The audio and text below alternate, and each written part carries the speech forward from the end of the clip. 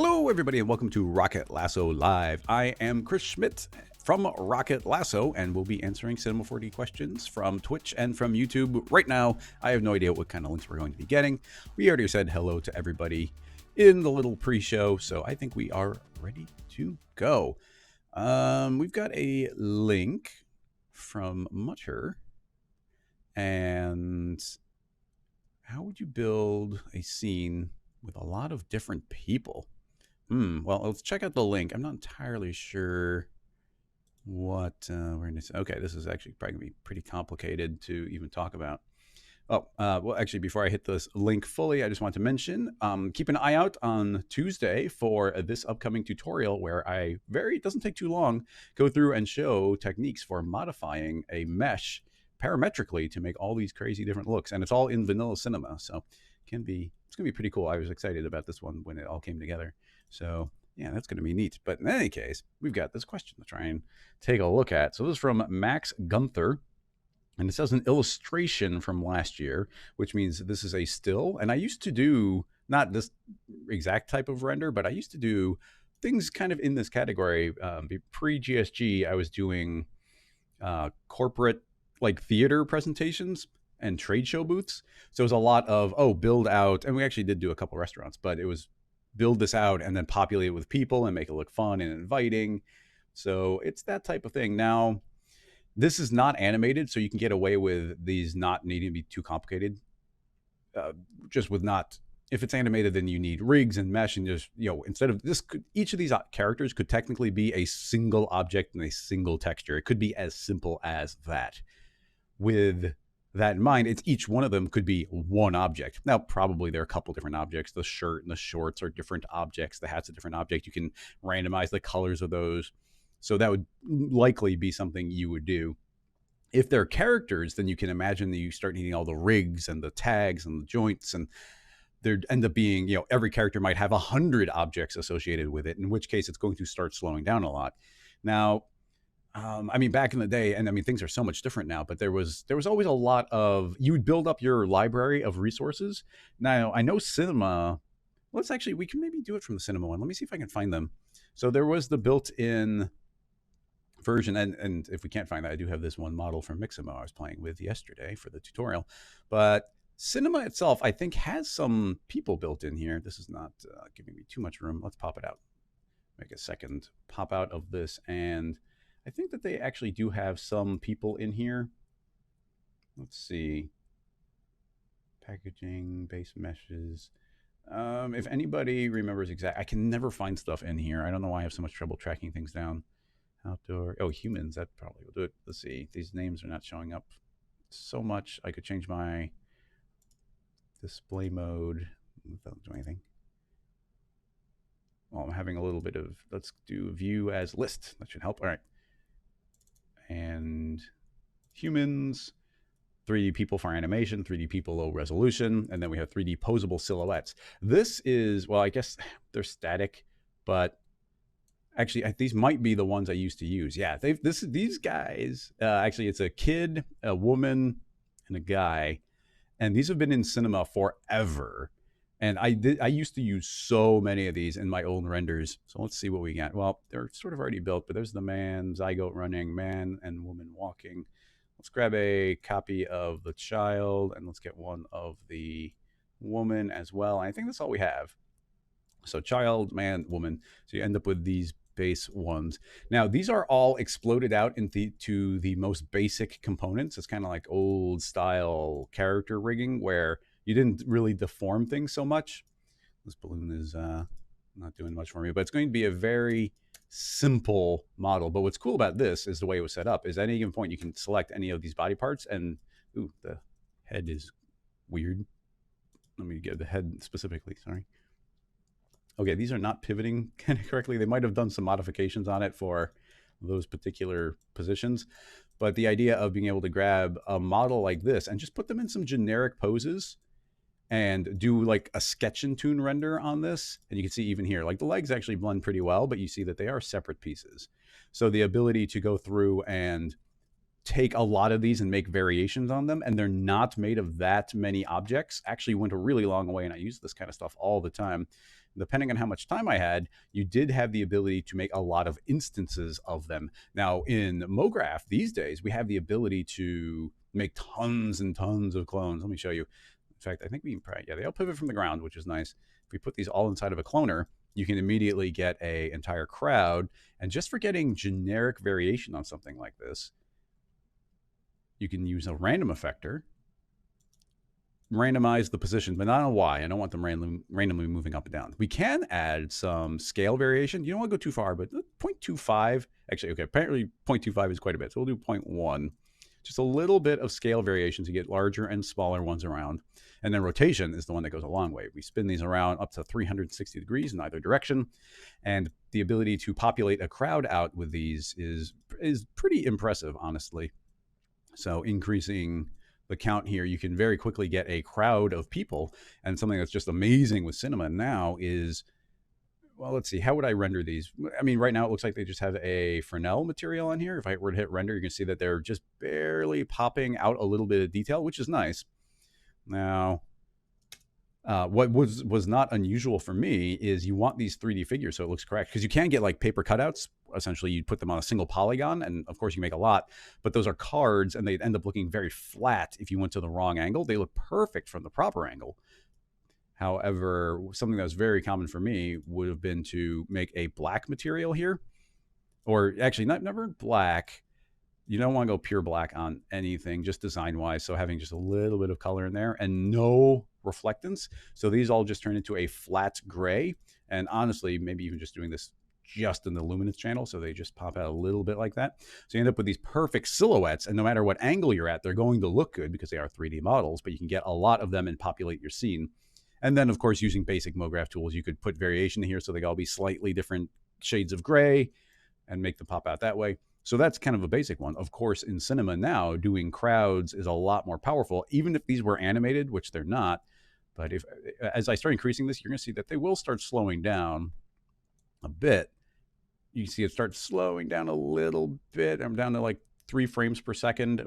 And you can see how much it's chugging as I spin my camera. It's still pretty good, a lot better than I had back in the day. However, if we turn on the amazing multi instance, it's not going to look visually any different. But actually, it might have to do that initial, oh, hang on. Okay, you had to do the initial like populating of them. But now you can see that my viewport is back up to 90 frames per second, and the ability to change this count to insane quantities is just crazy these days. And these could be animated and moving around and doing whatever you wanted, and you can get these giant crowd shots of people. And you do this, do like a little bit of fog or a depth so that they fade as they go, and you just get really nice looking crowds for that kind of thing. So I don't think you have to worry too much about this type of setup.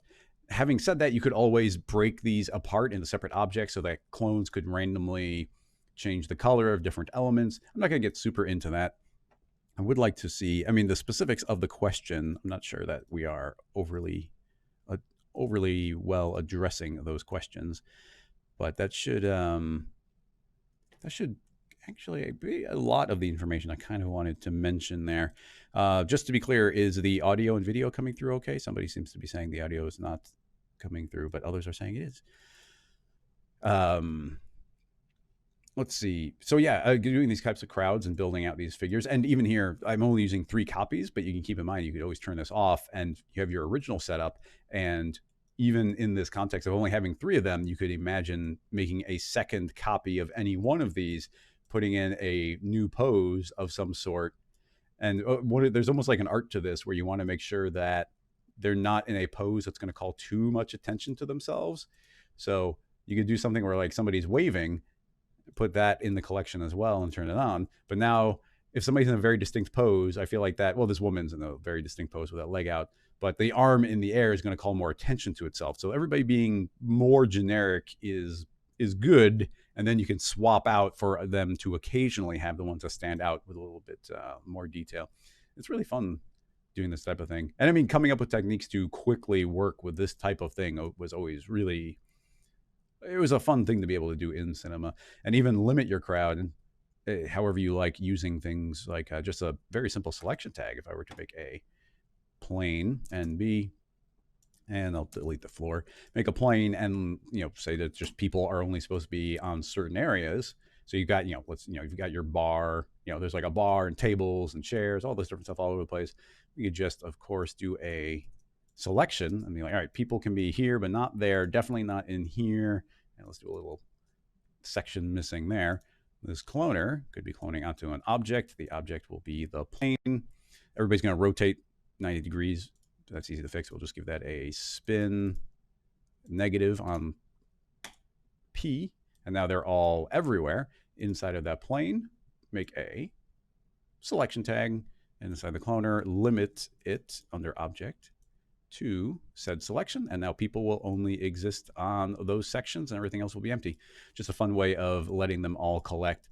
And a push apart effector could do a good job for pushing everything away. But for the most part, you won't even really notice people like if they're clustered together, like these two might be intersecting, but it just looks like they're maybe standing there having a conversation. So it goes a long way.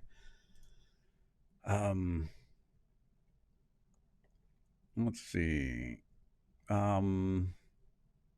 Speaking of, well, let's see. I'll keep this here as a simple thing to go back and reference. And as always, well, let's see, we'll save that for later.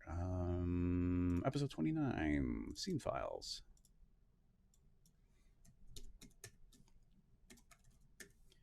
Crowd. Alrighty.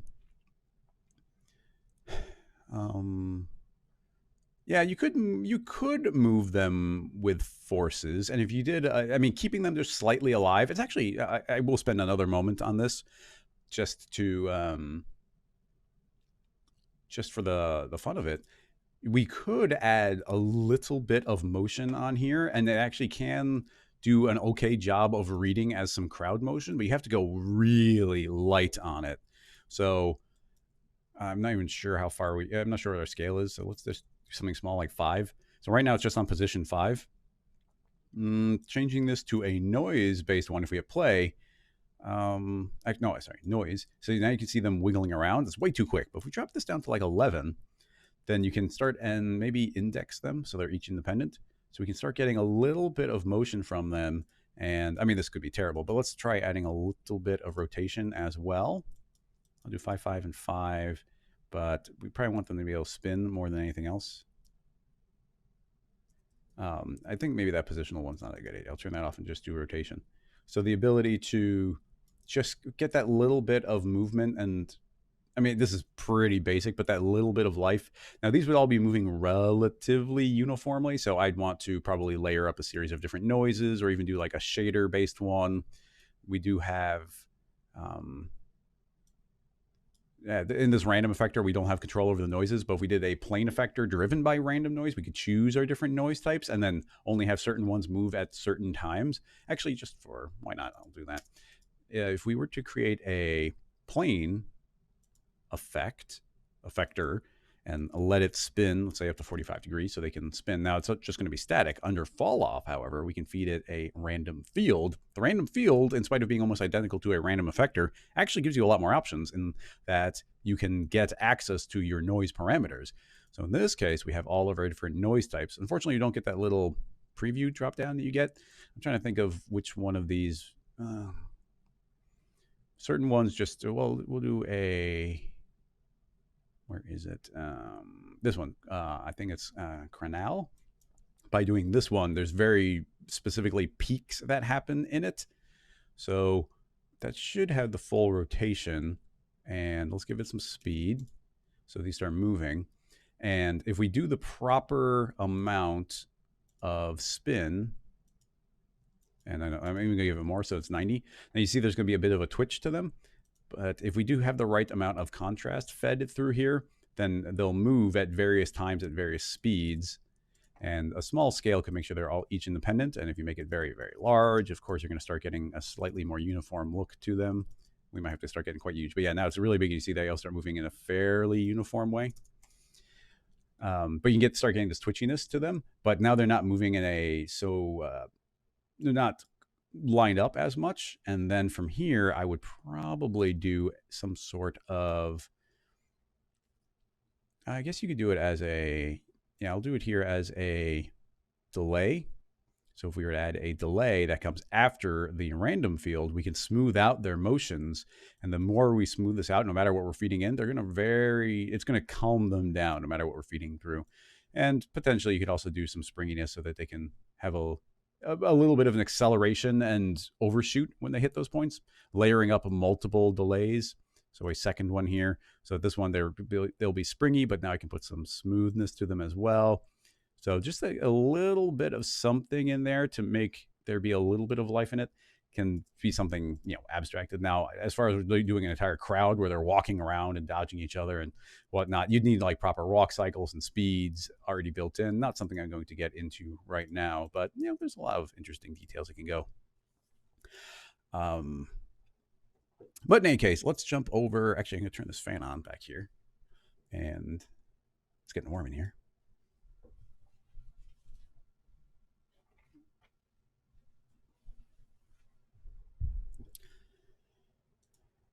I'm going to do a question from YouTube. Somebody asked a question and somebody seconded their question. I always like those. And that's actually something in the chat. If somebody asks a question, you really like it, then somebody can second it and it will definitely catch my eye more. And it means more people are interested. Brian, I'd love to have a way to do complex camera moves with smooth orbits on different target objects. I think somebody might have done a presentation for this during it's not called C4D Live anymore. It's like the 3D motion show. I think it might be a 3D motion show. I'm not entirely sure. So complex camera moves with smooth orbits on different target objects. I think somebody talked about it now. Okay. Noseman did a quick version of that. Thank you, Leo. But I don't know if those little sections get captured. I don't want to just completely repeat what he talked about. So let me see if I can kind of do my own version of it. And actually, this is maybe I have an idea for a quick tip I'm planning on recording. I don't see any reason necessarily to talk about it right now. And let me think of how I might go about something like this. Actually, it might be kind of fun. Let's grab some of our characters here as just something to possibly orbit around. So we've got these 3 characters, and here is what I think you're asking for would be, you want there, let's just kind of fake it where it's like we're here with this character, and you want there to be kind of a zoom around, and then the camera would pan smoothly over to this character while transitioning, and then do another smooth transition from one position to another on that. So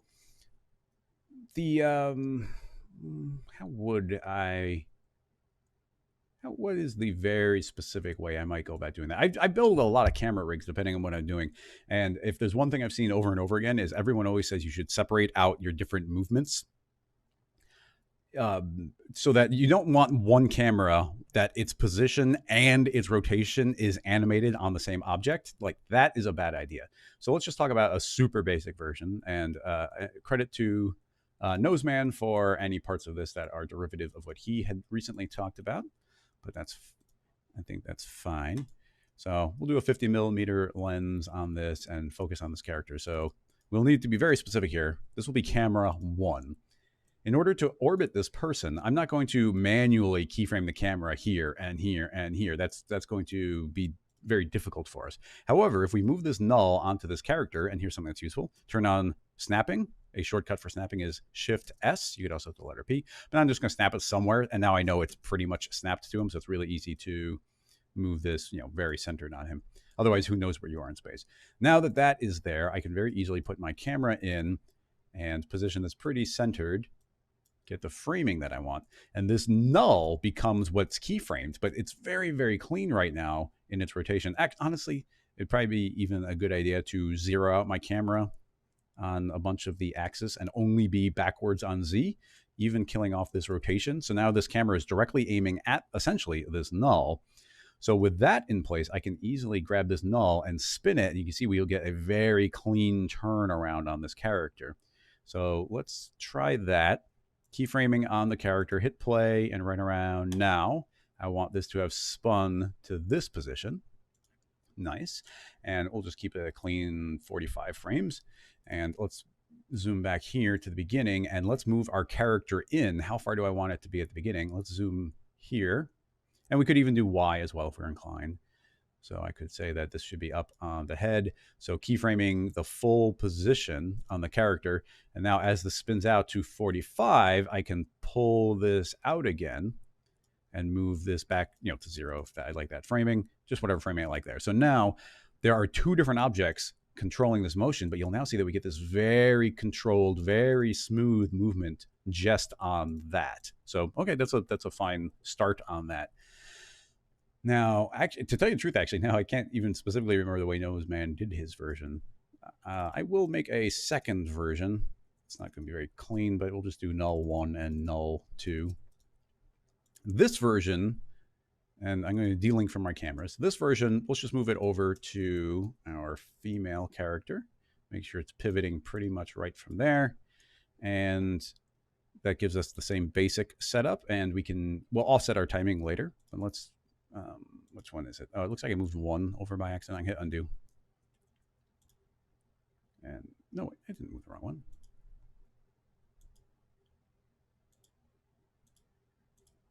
What even? I don't know what I just did.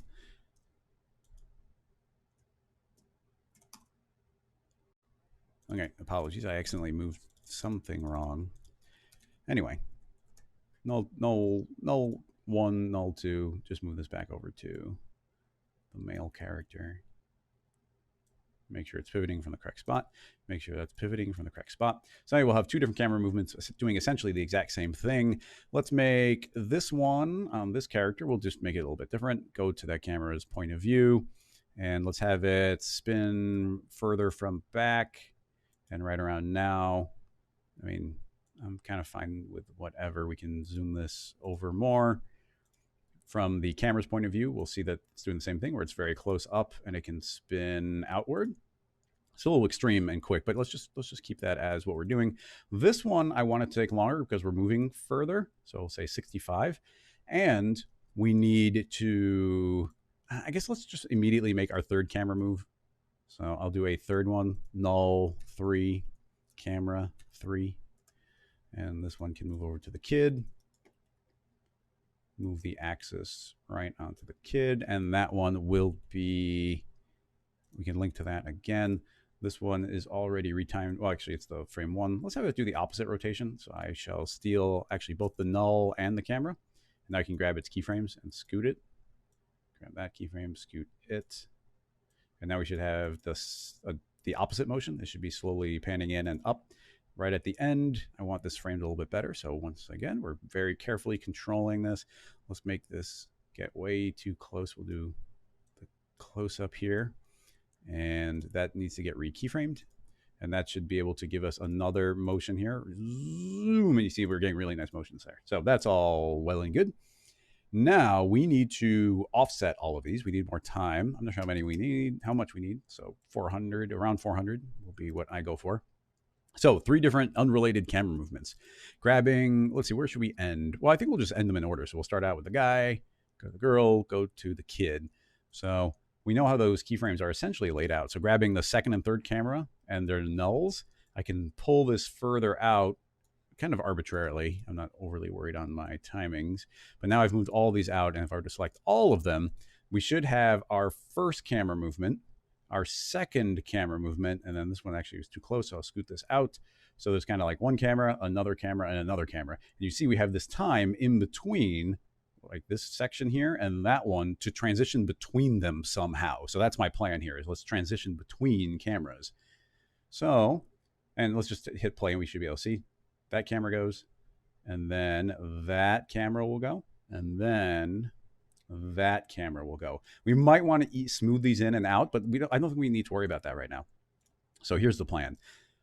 Making a 4th camera. So here's camera 4, and we want to transition, I think, fully between these objects. So I'm going to kill off the keyframes in it. And what's the best way what's the way I want to do this? Now there's a bunch of different ways of transitioning things. I wonder if we could even do it with a pose morph. That would be interesting. It's very additive, so that might not be the best one. And oh yeah, the camera. There is a camera morph tag. I don't ever use the camera morph tag. I don't have any specific reason why, but I just don't. Let's see if we can figure out the camera morph tag. So base link, so we can keyframe that target one. Oh, there's a lot of different elements here. I mean, it's cool that this rig is here. Foot dynamics. Look at all this stuff layered up. Yeah. Oh, here's the thing. This could work great. I don't doubt that this works really well. It's not something I'm familiar with, and I don't want to learn it live on stream. That's a dangerous thing to do. It changes the color of the camera. So what I'm actually a little bit more inclined to do would be to manually build this. Let's build this in a very manual way, and that should enable us to have very direct control, and there's not all that extra stuff. The camera morph tag, I'm sure, works wonderfully. It's just not something I'm going to tackle right now. So using a constraint tag, a character rigging constraint tag is what I'm going to aim for. And I shall use the PSR. You might think you want to use the parent, and there is the new like lock mode on it, but I just don't like the parent mode. It tends to it can trip you up if you don't use it very, very, very carefully, right? I feel like the PSR really locks you in. So here's the thought. Adding in camera 1, we are fully locked to that camera. We can now add a second one and lock in a camera 2. As soon as you have more than one, then we get these weight sliders, which is wonderful. We can add a third camera in, and this will be the third one. So here's the plan. I want these to be fully at 0. You'll see that actually it's splitting the difference between everything depending on how these are, the ratios of how they're combined. But that will work to our advantage in a very simple way. So in the beginning, we want this camera motion right there. Now, as it's getting towards its end, I think we want to begin that transition. So maybe right around here, I want to begin the keyframe. So that means grabbing the first 2 weights and keyframing both of them. Now I shall fast forward until the time I want this to have fully transitioned into the other one, which is right around now, perhaps.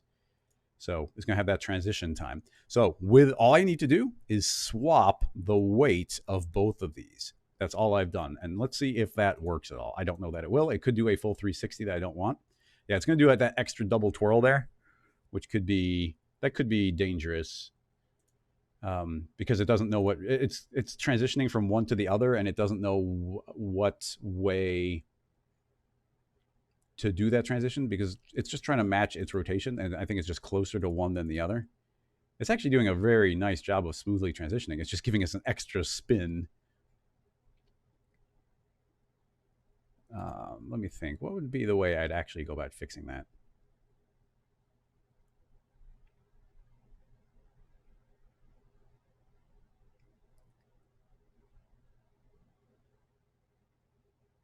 I mean, is that even, I guess maybe we could add in an extra keyframe on that camera so that in the early frames it is facing more the way we want it to. Yeah, you see right there, there's a pop. So if this camera was facing just that way a little bit more, it's going to transition that way. So I guess that's what I'll do. Just put that, actually, no, I can't keyframe that rotation. We can. I don't think it's wrong.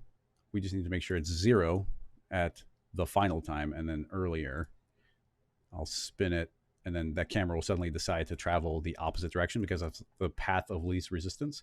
So now you see that the camera doesn't twirl around 360. It's actually spinning over to there. Although it does look like eventually it does catch up and then it pops to another one. So we might need more time on that. Yeah, they just don't match that much.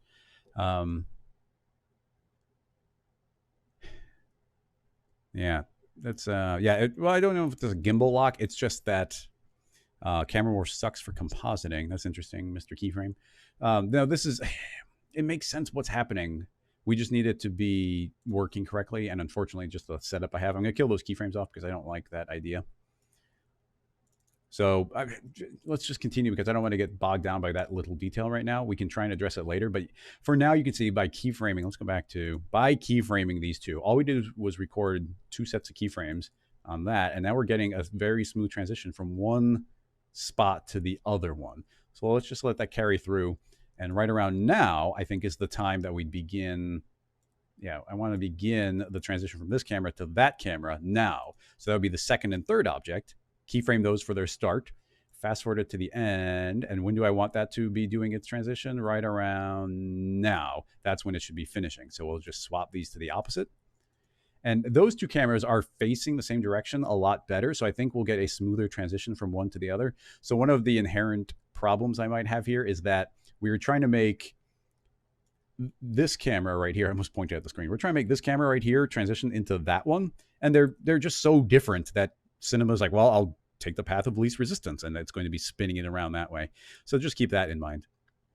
So we'll do that transition, and you can see that will transition to the second one, and then this will transition to the third one as it travels over. So hopefully that would give us a pretty good look, except for that one little extra spin that we're getting. So we can ignore that. It's going to help in this type of scenario if these things are easing in and easing out. I think they are, not necessarily too extreme, but otherwise you're going to get that little bump in the transition. But let's just see what our actual camera is giving us now. So now we've got one camera. See the guy transition over. Well, yeah, you still get that big pop right there. The other transition's nice, but if we just change the way, yeah, I know this might not be too hard to fix. It just, we need to make sure that this camera is ending up more where the other one is ending up. So this is not this spin was not a good idea.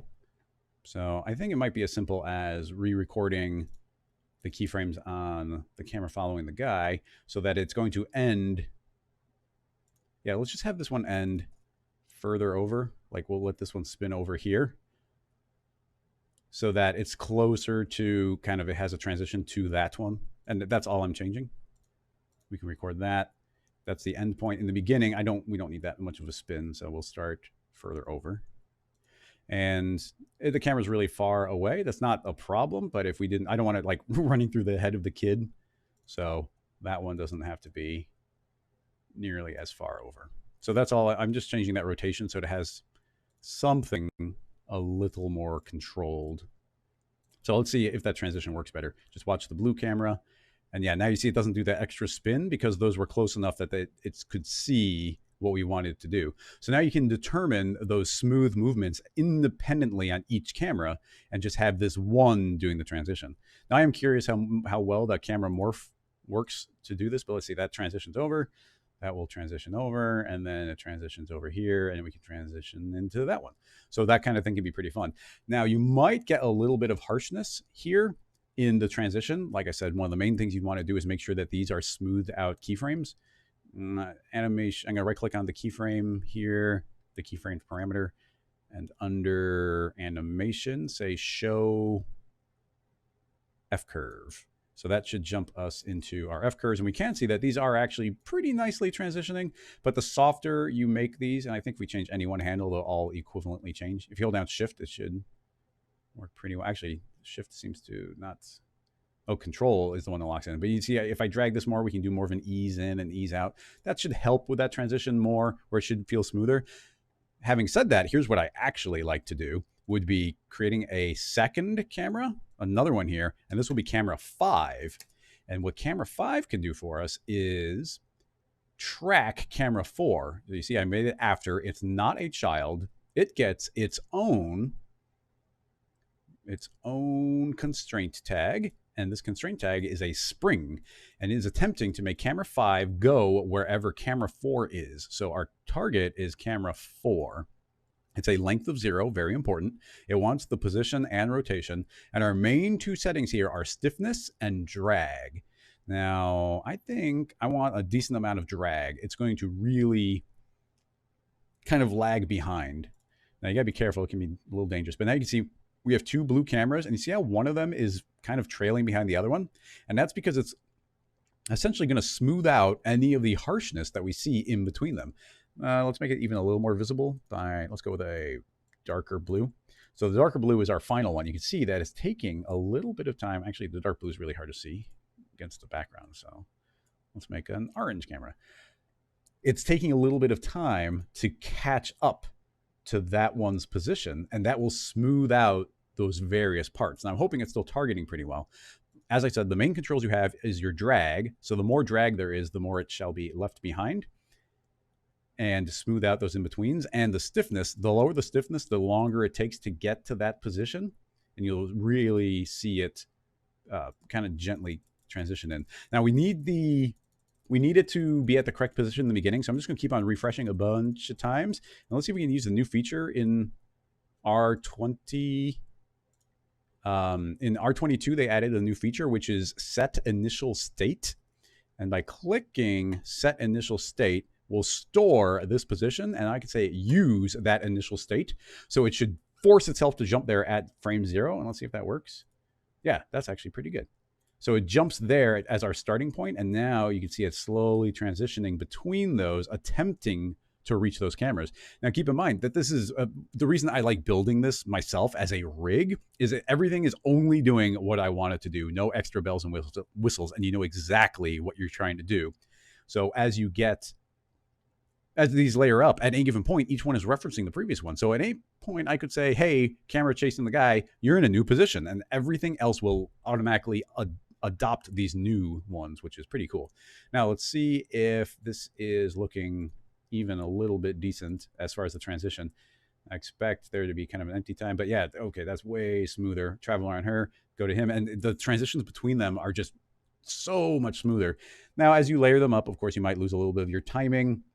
You could always bake out this camera and then remap the timing if need be. I wouldn't want to do that, but now you can see that we are transitioning between 3 different cameras, all with very, very specific control. And we get all those different movements. And with, everything under spring, like I said, the more drag, the less the more stiffness, the more it's going to be really locked in on that original camera. And as we lower that down, the transitions will be smoother and smoother as it's trying to transition. That one gets lost a little bit, so maybe don't push it that far with the drag, but I do like layering up these and controlling them for myself. In fact, now that is happening, something I might even do would be, it's like, okay, this is our smooth, and we'd name them like this. This one is our camera 4 transition. This one is camera 5 spring, or I might even call it smoothing. And then I'd make another camera as a child of it, and this one can be our shake camera. So this can be camera 6 shake. And I like layering these up not as nulls, but as cameras, because I could look at it for here's our kind of rough transition camera, and I can look at it from that point of view. It's like, okay, here's this, but with maybe a little bit of a harsh transition between them. And then I can jump to the smooth one, and now we're seeing the smoothed out version. And now jumping into shake, I can do something really simple, like add a vibrate tag, a signal tag would be great. And there is Gorilla Cam, of course, from Grayscale Gorilla that could do these, but just a little bit of position shake here, down at maybe 0.5, and some rotation of maybe 5 degrees on everything, 0.5 on that. You want to calm it down enough so that it's not calling too much attention to itself. If we had the cameras, then now we've got this shake layered up on top of it.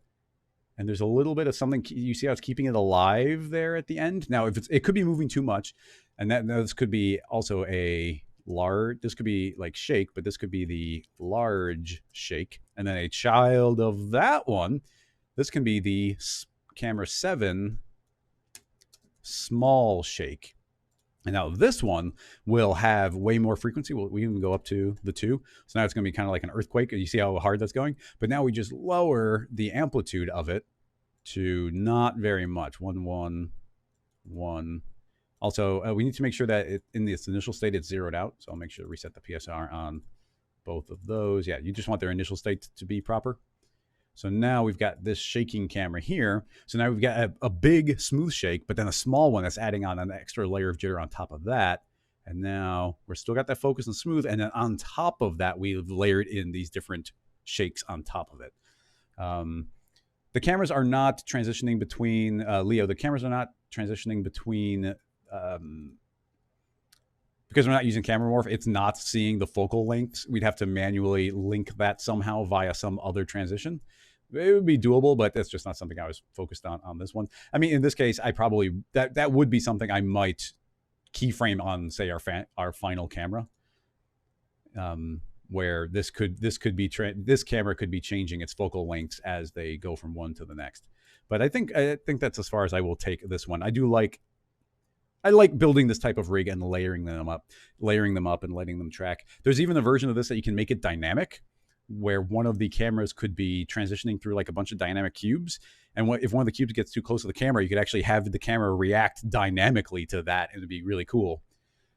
And I definitely have done that type of thing where I had a camera chasing a dynamic race car, and I didn't know where it was going to go. And the camera had all sorts of intelligence to like make sure it stays vertical and check the rotation and always target the object. And it was a child of a dynamic sphere, and that kind of was just floating in space. And if it got bumped by something, that dynamic sphere would move. So there's just a lot of ways of layering those things up. It's really cool. Saving this one to a complex camera moves. People are suggesting the AE to C4D script, which I think is probably a way of getting cameras from After Effects to Cinema, or vice versa, or both. So yeah, hopefully that tackles the question, Brian. Jumping back over to Twitch to do the next question. So oh yeah, Third Eye. Don't worry, like I didn't say it this time, but I jump around randomly to the questions. So once I'm kind of wrapping one up, feel free to post it again. Just you're not spamming if you post it like once per segment. I do. It's spamming if it's like, do this one, do this one, do this one. That would get annoying. But do not be shy about posting it again as I wrap something up, because the chat often disappears from earlier, and obviously we don't get to everybody's question all the time. Question. How would you make a robe on an animated character? Man, so that's just complex cloth simulation. We've tried to tackle something I'd consider even more simple than that a couple of weeks ago, which was trying to just attach a cape to a character, and it was not very good. It did not work out as well as I wanted to. I mean, I think the truth is that as much as I love soft bodies, they don't play that well with connecting to other objects. And on top of that, our regular cloth tools, which do have like the things where you can bind it to a character, those don't have great simulation. So right now, Cinema 4D does not have great simulation when it comes to cloth. Now, people have done some absolutely crazy work with Marvelous Designer. That seems to be one of the gold standards right now for doing cloth simulation. And honestly, I've heard good things that Blender has good cloth. I don't know for sure, but I've heard. So cloth simulation in Cinema, just not amazing. To tell you the truth, I don't know.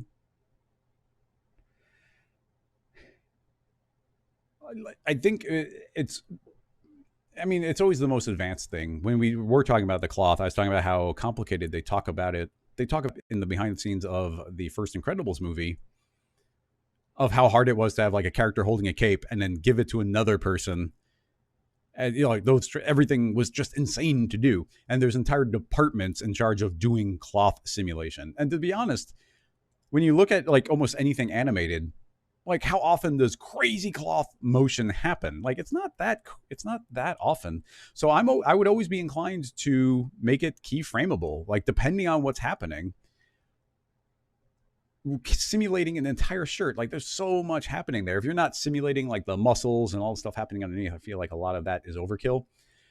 In the case of doing something like a robe or a cape, I just feel like I'd be more inclined to put it on a character and then just do a couple of like joint chains transitioning and being able to animate those around and get the motion that I want via that, rather than doing a full-on cloth simulation, because a lot of things are super relevant here. Well, let's just here, this character is actually a perfect example of it, and it does stand in even for a different character.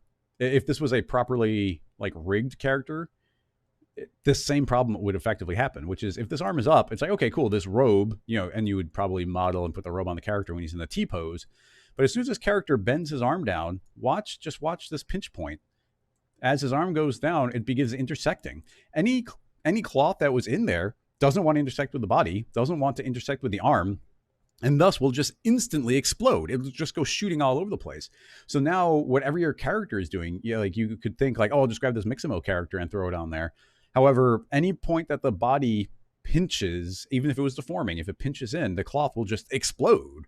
And that's even with like a really good simulation. So there's that entire added layer of difficulty onto that as well. And that's not even like we have. I'm trying to think of if there's anything useful I can say other than all the ways I've tried to make it work and it just doesn't work, because you end up with problems where it's stretching too much. If you just model out an entire, in this case, robe, then it would be stretching away from the neck because that hole would be a weak point in it and that would start drifting away. And you can't, and then it's like, well, I want to increase the strength of that. So you crank up the stiffness, but that cranks up the stiffness of everything. But that means now you have to go and modify maybe a weight map so that parts of it are stiffer than other parts. And it turns into like, there's so many layers to get something properly set up and work perfectly that it's just not worth the headache. And at the end of the day, it's like, okay, you're getting a simulation, but it's fun as a tech demo. But I think if you were to look at, grab any like Pixar movie, if you watch any given shot, how much cloth simulation is actually going on that is visible? Like probably not that much. There's going to be a handful of key shots where it's like, oh, maybe a cloth flies over somebody's head and they pull it off. It's like, okay, that was a simulation, but it's a very isolated thing for a very specific shot. It's not a robe on a character that's supposed to be a catch-all for it. And then another problem would just be the poly count. In order for it to look good, you need a pretty high poly count. The higher your poly count, the more likely it is to, well, it will run way slower, meaning way more tests are needed. You can't do tests with a low poly proxy of it and then have that translate to a higher poly version, because the simulations completely change because you're changing the count of the springs. So literally every setting that you did to make it look nice would have to be changed once you change it onto a different type of cloth. And yeah, there's just a lot of limitations. I wish that we had more of a one-click solution and honestly just something more robust. But right now we do not have that, but I'd love to see it. So yeah, a fine question, just not one that we are wrong. Yeah, Marvelous. Yeah, somebody else is saying Marvelous Designer. Is there any other really good? Yeah, somebody's saying the Blender cloth is better than C4D, but it's not that good. And Marvelous Designer, another call out for Marvelous Designer. There's some really good behind the scenes footage of Pixar working on the cloth sims for Coco.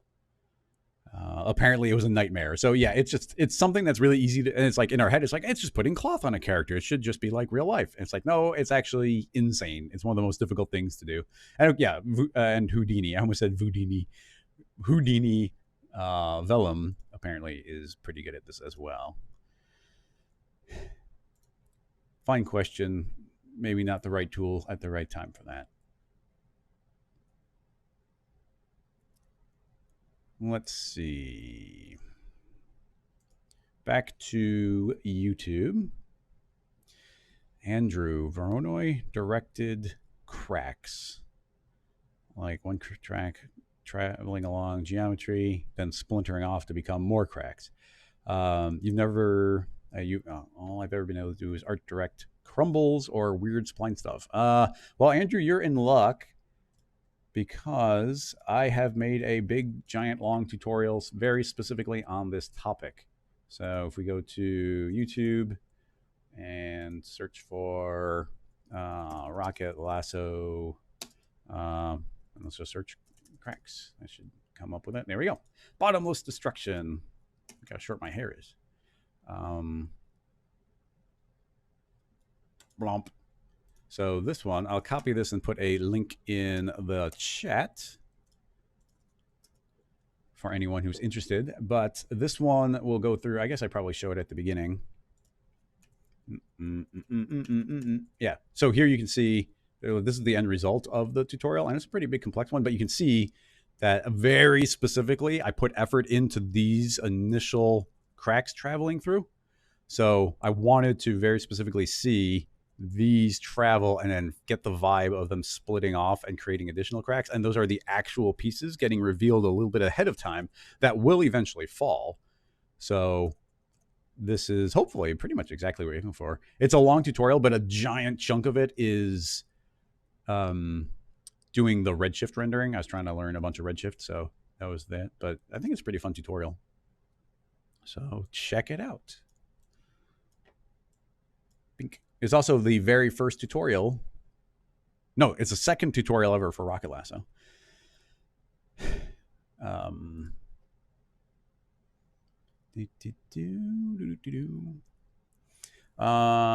Sweet. Use a vertex map to trigger an animated object. Similar to growing grass, but animated objects. Something like a flower blooming. Okay, that's interesting. I like the idea of this. Yeah, Orion, I'm with you. I do. Well, first of all, in my real, that's my Rocket Lasso login. On my real YouTube account, I do the paid YouTube, and it's really wonderful not having ads. Anyway, yeah, can we use a vertex map to drive something that was keyframed? Now, that would only be in a particular spot, but I think it's totally doable.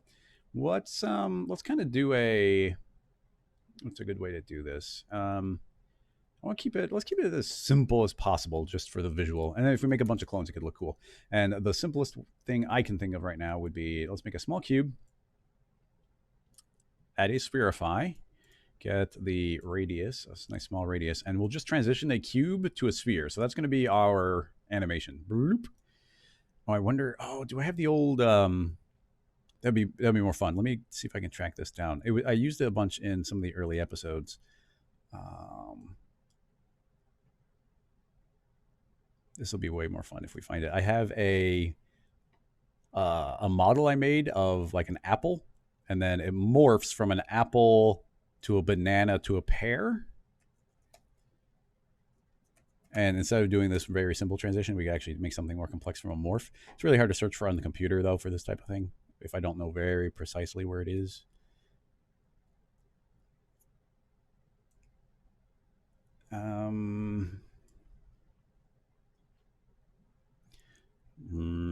Let me think. I don't want to spend too long looking for it. Episodes, live show, season 1, episodes. I used it. I think I can probably find it if I go to. Oh, that's going to be hard to find. It's going to be an early episode.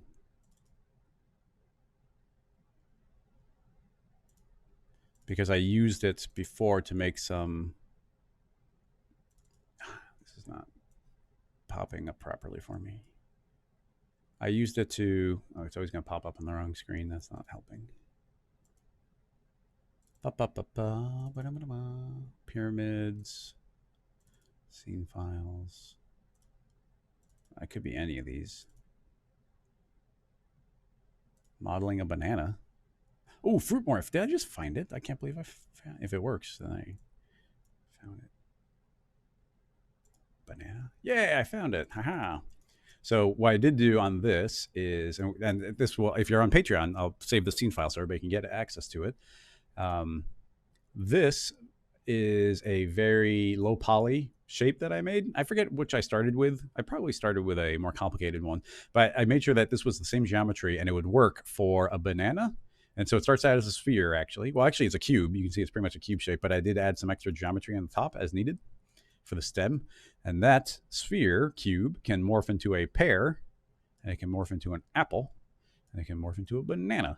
But you also do, I want a little apple and some banana, and get a little bit of pear in there as well.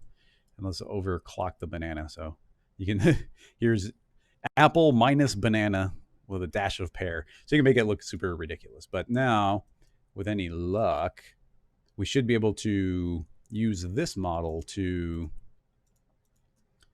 generate, to be driven via a vertex map. I think that should work.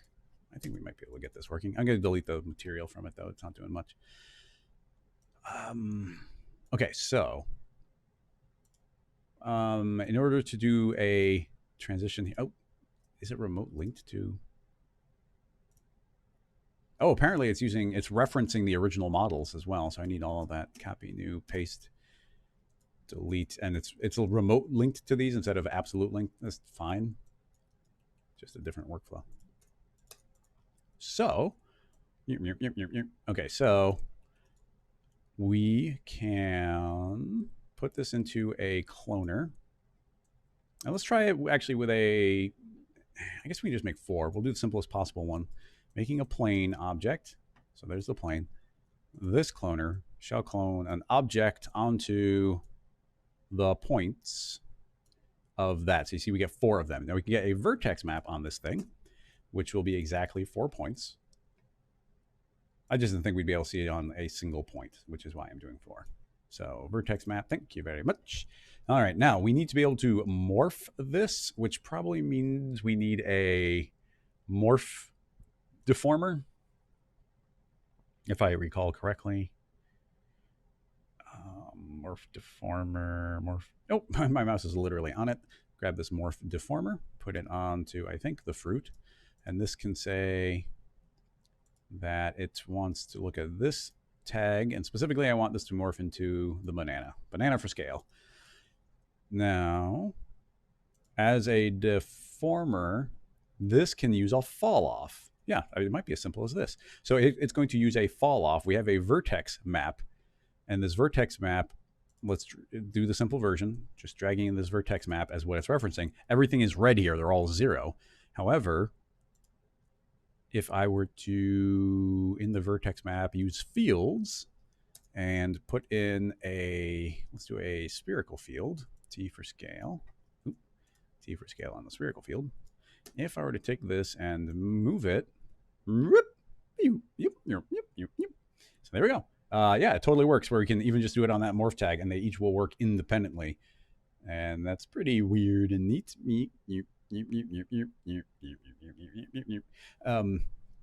And now we are using this. We could have skipped the vertex map as a middleman. However, let's make it a little bit fancier. I'll get rid of the cloner because we'll be making a lot more of these. So let's make a more complicated version of this. Make a lot more of them. They're pretty big, so I'll make this large. C. Actually, don't make it editable yet. Make it pretty big. How many points do we want? Not too many. 15 by 15. There we go. That'll be plenty of bananas. That'll become editable. Steal this vertex map. That'll be what we're referencing. We need an initial point for it to grow from, so this will be the start point for us. And I think, does that, yeah, I think it still lived. I'm just gonna make sure that that is referencing the same one. The cloner needs to clone onto this plane. We'll get all of these. Hopefully it doesn't run too slowly. And you see we have that one banana back there. All right, so now we can just pay attention to our vertex map. In fact, we turn off the cloner. So that begins with 1 point. The spacing between these is 416. Very important to know because now we need a freeze grow. And in order for this to grow at all, it needs a radius of at least 400. We'll be generous and say 500. And if I hit play right now, you're going to see it just grows all the way across. It's pretty quick, so we can slow it down to say 15%. And now that can slowly do the transition over. Now keep in mind, actually, the transition is all that matters here because once it's fully yellow, it's going to be a banana. And when it's fully red, it's going to be fully a sphere. So this transitional time in between is the only thing that really matters. So that being relatively slow will give us that transition. Now, if we wanted a little bit of variation, well, let's first of all give ourselves more frames. If we want a little bit of variation in there, an easy thing to do is under remapping, you can remap, no, not remapping. Actually, you just hit this little plus and then you get your radius.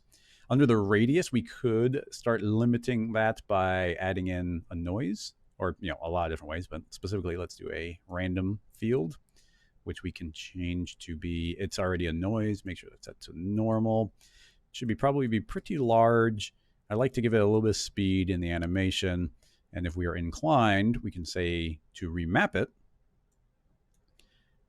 Under contour, change that to curve. And with a curve, we can select those handles and just increase the contrast on that a little bit. So hopefully it's going to be transitioning slowly. Oh, okay. I think that happens to be in a section that's not very active. So changing the random seed here might be a good idea. Actually, it's limiting it. I'm going to increase our radius a lot. I've talked about this before. Currently, this can only jump for something that's 500, but we know that the minimum is about 400. So there's not very much wiggle room here. If I were to jump this up to 3 times that amount, then it can start transitioning more clearly onto these other ones. And actually, we're seeing that random pattern appear more. So I thought 1,000 was big, but I forgot how big the stuff was that we made. So I'm going to make that way larger. And now we should hopefully see a little bit more of a noise pattern through there. And because we have that animated, they will all slowly transition in there.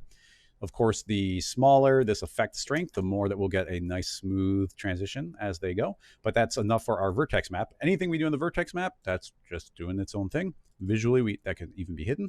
Turning on the cloner, rewind it all the way, hit NA so that becomes nice and clean. We should be able to hit play. Playback's not amazing because we're cloning so many things. But as this grows, you can see some of those are starting to deform over there. I'm not, just because it's playing back slowly, I shall make this go quicker. So you can see that these will do that morph with whatever time frame we've added in, and it's fully a morph. Now, this is just arbitrarily a morph, but of course, this could be any keyframed motion that you fed through. And that should all do that transition quite nicely. Adding in a little bit of extra randomness wouldn't hurt. Random.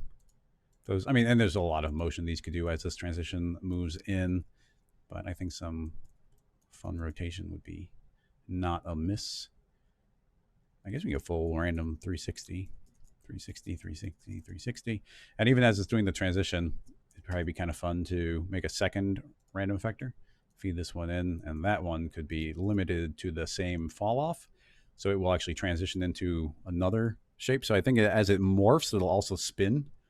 So they're all randomly in a final position, but they're also randomly transitioning thanks to the second one getting that same rotation. And if that's too much, it could be dropped down to 90, 90, 90. And this is an obvious situation to throw a delay effector. And that could just be a full-on spring. Let's give it lots of springiness. So this should just be for the rotation. Yeah, get that little bit of wiggle as it hits its end point. And now we can get a vertex map driven transition to banana. Just what the world needed. And yeah, the scene file will have this nice morphing piece of fruit.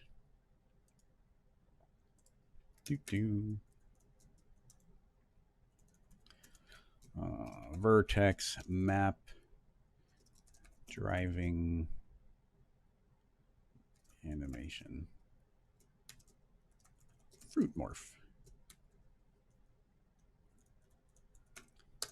We're just blasting through these questions. We've still got 45 minutes left. Who asked? Was that YouTube or Twitch? I'm not sure. Thanks, MPB.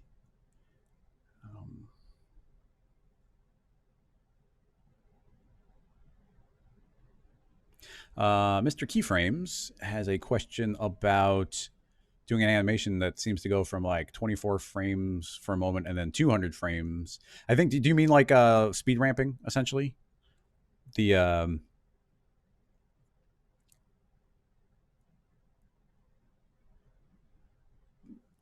if you do mean speed ramping just in general, yeah, okay. Yeah, we can do something quick with speed ramping. I don't think it'll take too long. I say that every time. We'll see.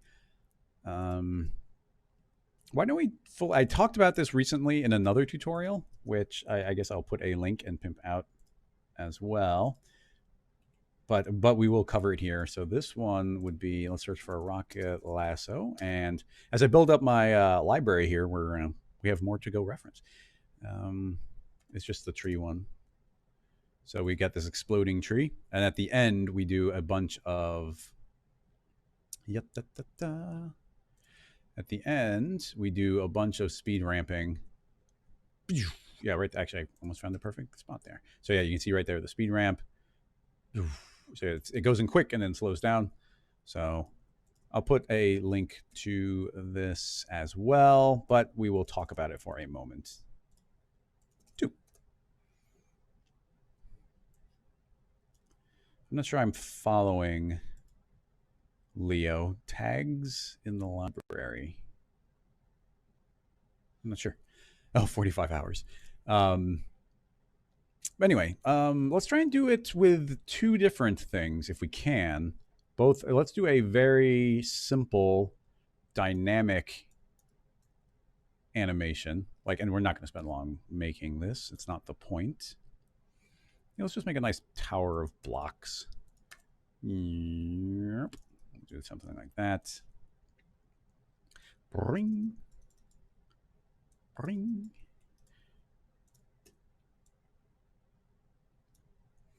And we'll let them fall a little bit. And these both need to be dynamic. Simple as that. Simulation, rigid body. So that should be fine. It'll fall and kind of bounce and then everything always ends up being really big by default because cubes are huge. So I'm going to shrink everything down. Boop. Now it should feel quicker. Even smaller. We'll give ourselves 200 frames. There we go. That feels a little bit better. I'm always saying that cinema dynamics feel slow. And it's really, that's not fair. It's not that they feel slow. It's that the default object in cinema is quite large. So it feels slow because it's so big, like it's a giant. So speeding up like this goes a long way.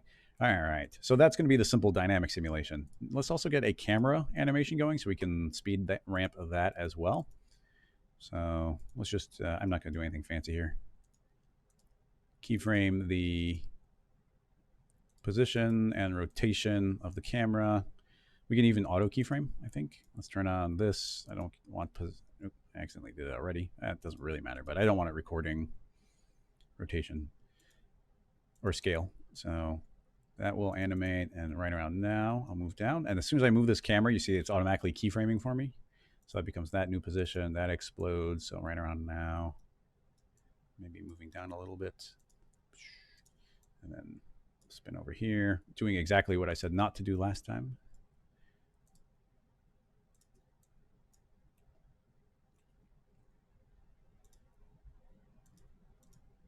And we'll just let the camera be alive a little bit by putting in a little bit of motion there, and then ending with a little bit of motion.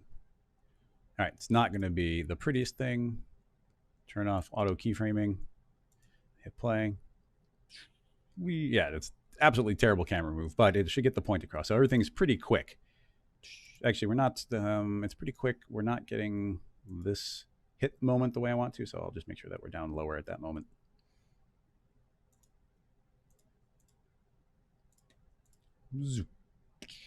Whee! All right, terrible camera move. Looks like something you would have made in your first one, but that's not the point of this. I turn on some SSAO. We need some shadow just to make sure that we have some points of contact. Shadow, light, shadow, yes, please. Shadow, 75%. All right, good enough. Just gives us a little bit of contact point. All righty. First thing we need to do is save it, of course.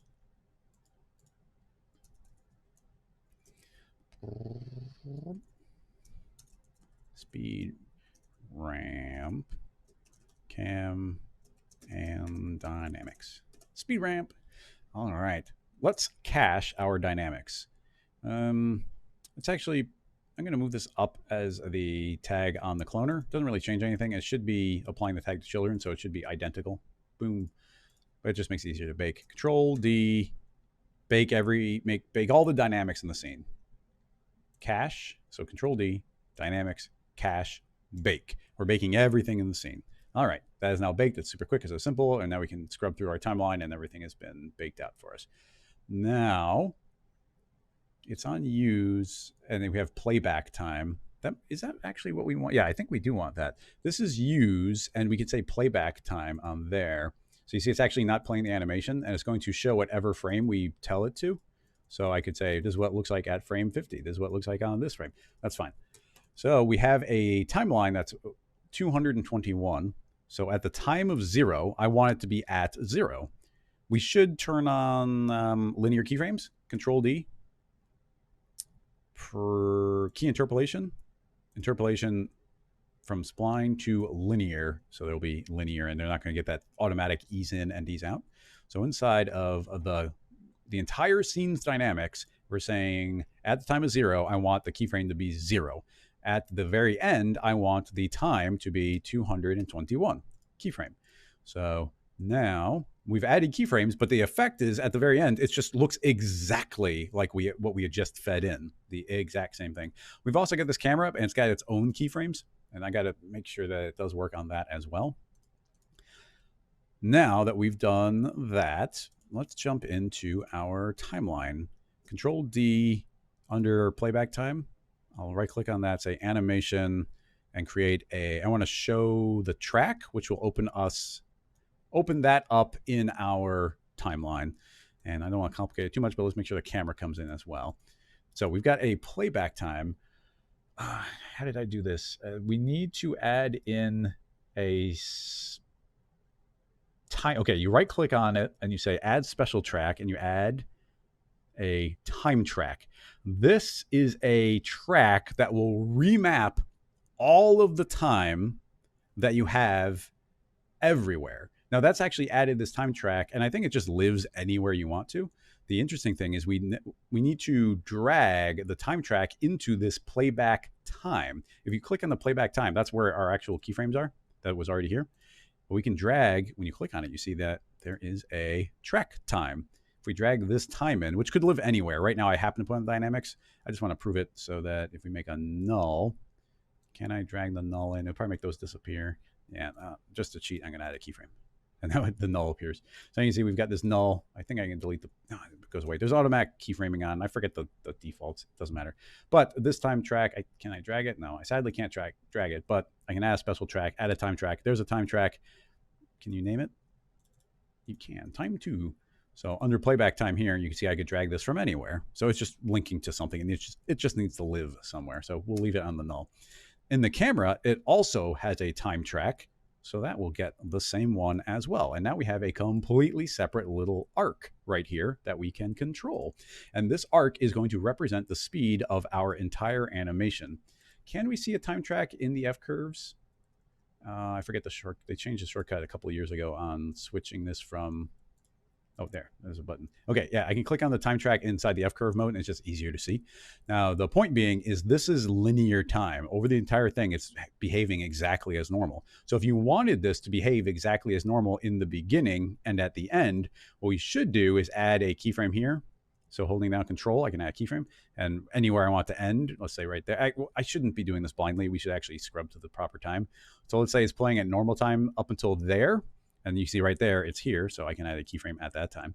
And then when do we want to go back to normal speed? And let's say right around, we don't have to go for too long. So let's say right around there, we go back to normal speed. So that right there, this is all still linear, but you can see that these two, that is constant. And now these two, that is constant. But we can change what's happening in between. So the main thought is give ourselves some more time, 400 frames total. And these lines here, if I were to grab those later two keyframes and drag them to the right and hold down Control, they should, oh, that makes a copy. Now we hold down Shift. So now as I drag these to the right, we are not changing what they are personally doing because they are still constant and that is constant. But this time in between, you can see, is getting stretched out. So once again, holding down Shift, I can scoot that way over. So now we've really stretched out that middle part. Let's see if this works.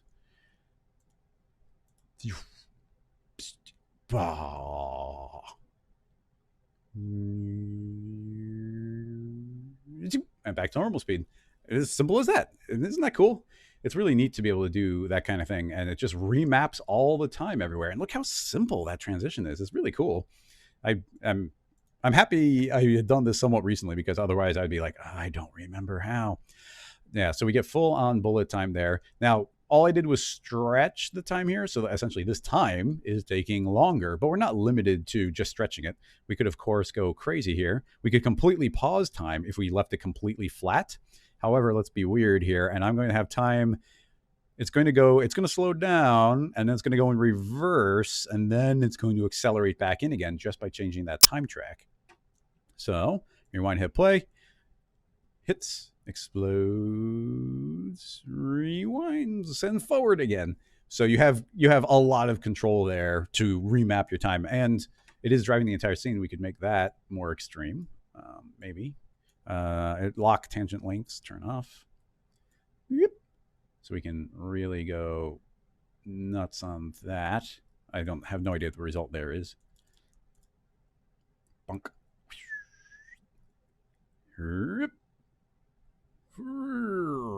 So yeah, just really fun, and and we are not limited. You do whatever you want here. So let's make this. Let's add a few extra frames at the end, because this could stay paused and then it could go all the way back.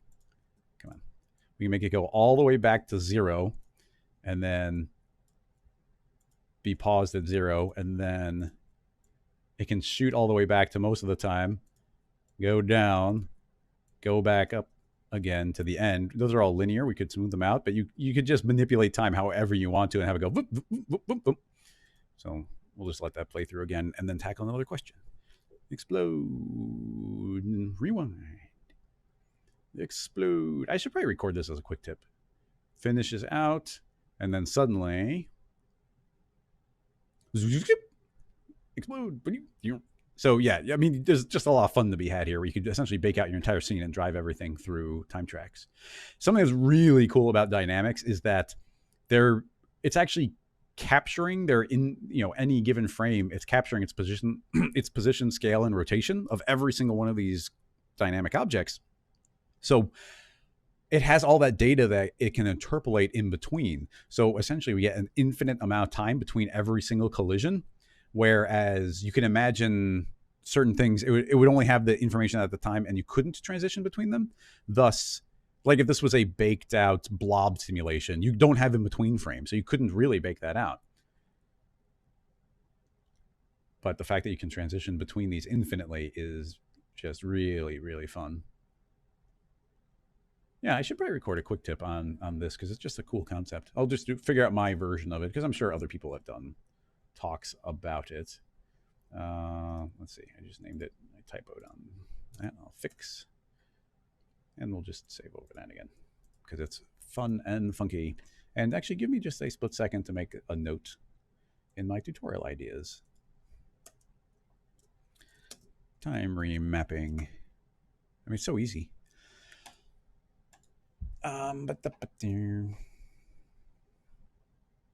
Mr. Keyframes, yeah, a quick tip where you can cache the dynamics with a time remap track. This is too good. Thanks, man. All right, what do we got? Mick has a question. Mick is always full of questions. It's great.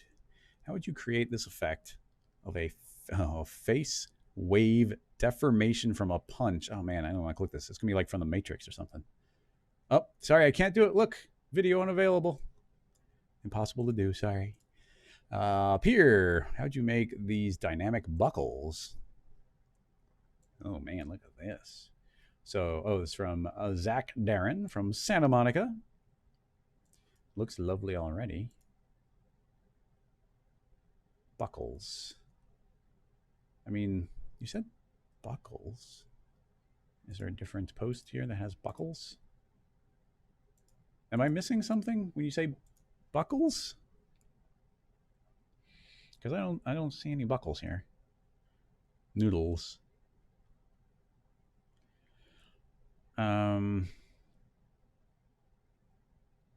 Well, assuming that this is indeed what you meant, first of all, gorgeous as always. We actually had done something that was tangentially along these lines. Mr. Keyframes. we had done something slightly along these lines. I actually have a pretty solid idea of how to almost exactly make this, but I don't want to, well, the connection. First of all, these are dynamic. They're not intersecting. Well, they're not intersecting outwardly, but you can see right there, these are passing through each other a little bit. So we need to lock these to a mesh somehow, and that's the only part that I don't immediately have in my head. How do we lock it to the mesh? Because we've literally, years ago, we did the like a twisting donut effect, and that is the basis of this. And because I did this as a tutorial a long time ago, who knows, maybe they watched that and made something cool from it. But I'm not going to be shy about doing that technique again. Now, it'd be really difficult to get this to twist around itself. However, do you know it's not difficult to get to twist around itself? A end side that we super subdivide, so it essentially becomes a circle that is being swept with a sweep via a similar version, say 50 units. We can hit NB, and subdividing this a little bit less will make it clear that I could take that circle, hit, actually, if I spin it now, it's not going to do anything, but if we take this end side and put it inside of a connect, then it's always updating that, which means if I grab this end side and start spinning it, you can see that that is not on the correct axis. There we go. I can spin this end side, and those will all twirl around, which is pretty cool. That's a, well, it would be a good use of Signal, but we can also do it without plugins. When I finally have my first plugin out, I will not be shy about using it. Keyframing that, fast forward to the end, have it rotate. I guess we just say 360. Now, there's going to be a little bit of speed in that, so I can select and say linear. Select the keyframe, say linear. It's really hard to select both at the same time, so I always just do them one at a time. So if I play, you can see that's going to spin, and that gives us an infinite loop. Actually, it'll be infinite if we cut off one frame, so that the first and last frame aren't repeating. So we get that nice infinite loop. And if you want to get a twist out of it, which I don't think is necessarily happening in the reference there, but if you want to get a nice little twist out of this thing, then just in your sweep, we can spin. Where is it? I guess it's in here. There is a rotation. If we set that to linear, then it's going to be spinning around -180 to +180, and you can see we get this spin. However, any division of 12 should work for us. Maybe not at the end. Maybe it does need to be a full 360 or some multiple of that, because if we said 3, well, let's try. We just need something that divides by 12, because currently there's 12 segments. So let's say 360 divided by 12. It's close, but I mean, it does work. We just have to, I'm going to eyeball it, but we could have it twist. Oh, that's close to 0. So, oh no, it is still holding on to that. So it's, let me think. I mean, we could, it's funny. It's annoying me that we're running into this limitation here, and it's because of the way it's looping around, but I know how to get around that. And that would be create a helix, and now the helix spline, you see, is actually pushing off in the space. However, we tell the helix to only spin around 360 degrees. It's only going to twirl around once. And then if we give it 0 height, we now have a circle, but it's a circle that is not open, but they both end and start at the same spot, which means if that is the shape that we're spinning around, there's probably going to be a lot more segments now. So we say uniform none, and now exactly as many segments as we type in here. So honestly, it's almost as good, not quite as good, but almost as good as a helix. Actually, that final little angle is probably going to screw us over, unfortunately. I thought I could be clever and get around it. However, maybe not. But yeah, so 360 divided by 12. Yeah, see, these are lining up now. We're getting a very slight twist to it, but these don't get to their final position very well. I should have anticipated that. Yeah, I could think a way around it, but it's more effort than it's worth. Ultimately, I would just want to connect those together. I don't think a weld, a big connect could work if it's within range. Maybe if we weld this, yeah, I guess I do average out. So yeah, okay, I can force it to work. We just need the proper number here. I want it to be big enough so those get caught. Yeah, they don't seem to be averaging themselves very well. It's like jumping from one to the other, although that seems to be okay. Maybe that one's not quite. But anyway, any multiple of 12 should work here. So in this case, I'm overcomplicating it, but any multiple of 12 on the sweep, 30, so we can say 30, 60, 90, any of those will work or should, and we can get as much spin as we want. Having done all of that, I think it was completely fine, and I'll just undo. We're completely fine if we just say 360. It's a simple way of saying one full rotation, please, and the point gets back to the other point. And it should be safe to say a full multiple 360, so we say times 2, and it's going to twirl twice as many times. So you can do that. I don't know that that's a relevant variable here. The only point is that this will spin, and now there's even a twist to it, and that's pretty neat. I like doing that kind of thing. So we did that last season, I believe, and that's a fine little file to save by itself for everybody on Patreon.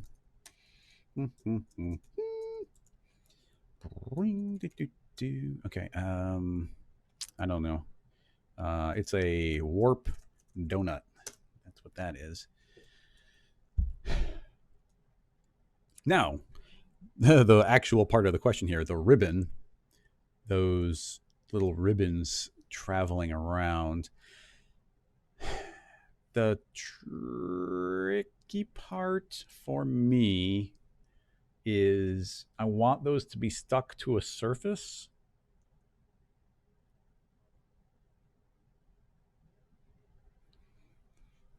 And yeah, V-Ruckus is saying hair. The problem with hair is that you can't lock its... You can lock where it's coming in, but you can't lock the final outer point of it. So one thought would be using the hair dynamics, but those don't collide with each other properly. So then the next thought turns into spline body dynamics, soft bodies on splines. And that is doable, but making that stick to a particular spot is non-trivial.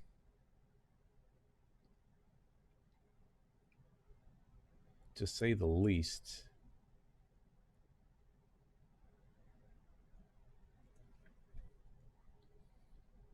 And then once we add a lot of them, it's going to be really sensitive.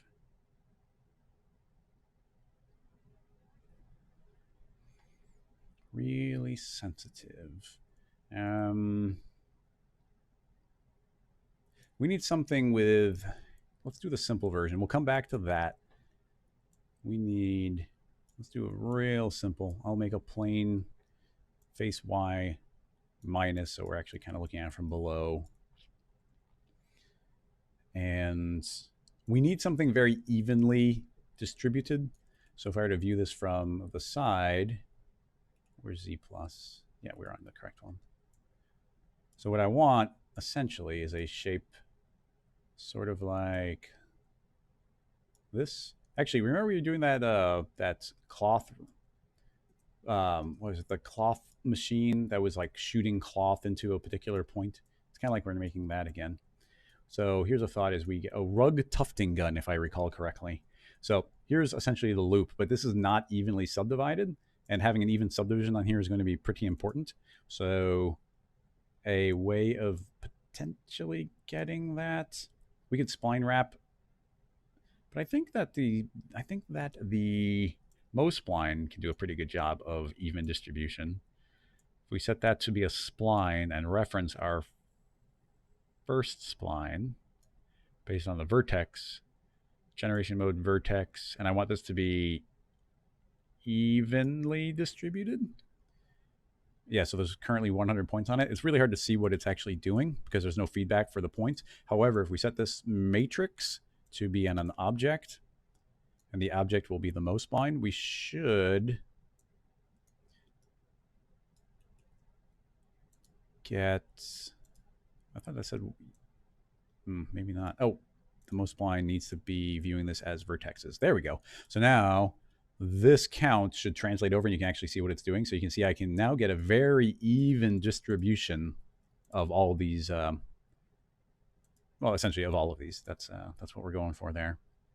And that is a nice clean spline. This one only has, the original spline we drew only has 3 points, and it would not have very even separation, but this new one does. So make it editable, copy it, hit undo, paste in the copy, and all of that can turn off. So now we've got a very evenly subdivided spline where they're all very even spacing, and they're about probably about 11 units apart from each other, each of them. So that's going to be one of our magic numbers. Locking these to a surface is the part I'm completely stuck on. So kind of got this water drop shape. We need this to lock. Now, if we want them to interact with each other, we only have two choices. One would be a connector chain, and the other would be a soft body object. Soft body object is the one that I way prefer us try and do. The problem is that we need to lock it in with springs, and that is not the most reliable thing. So, spline gets a soft body.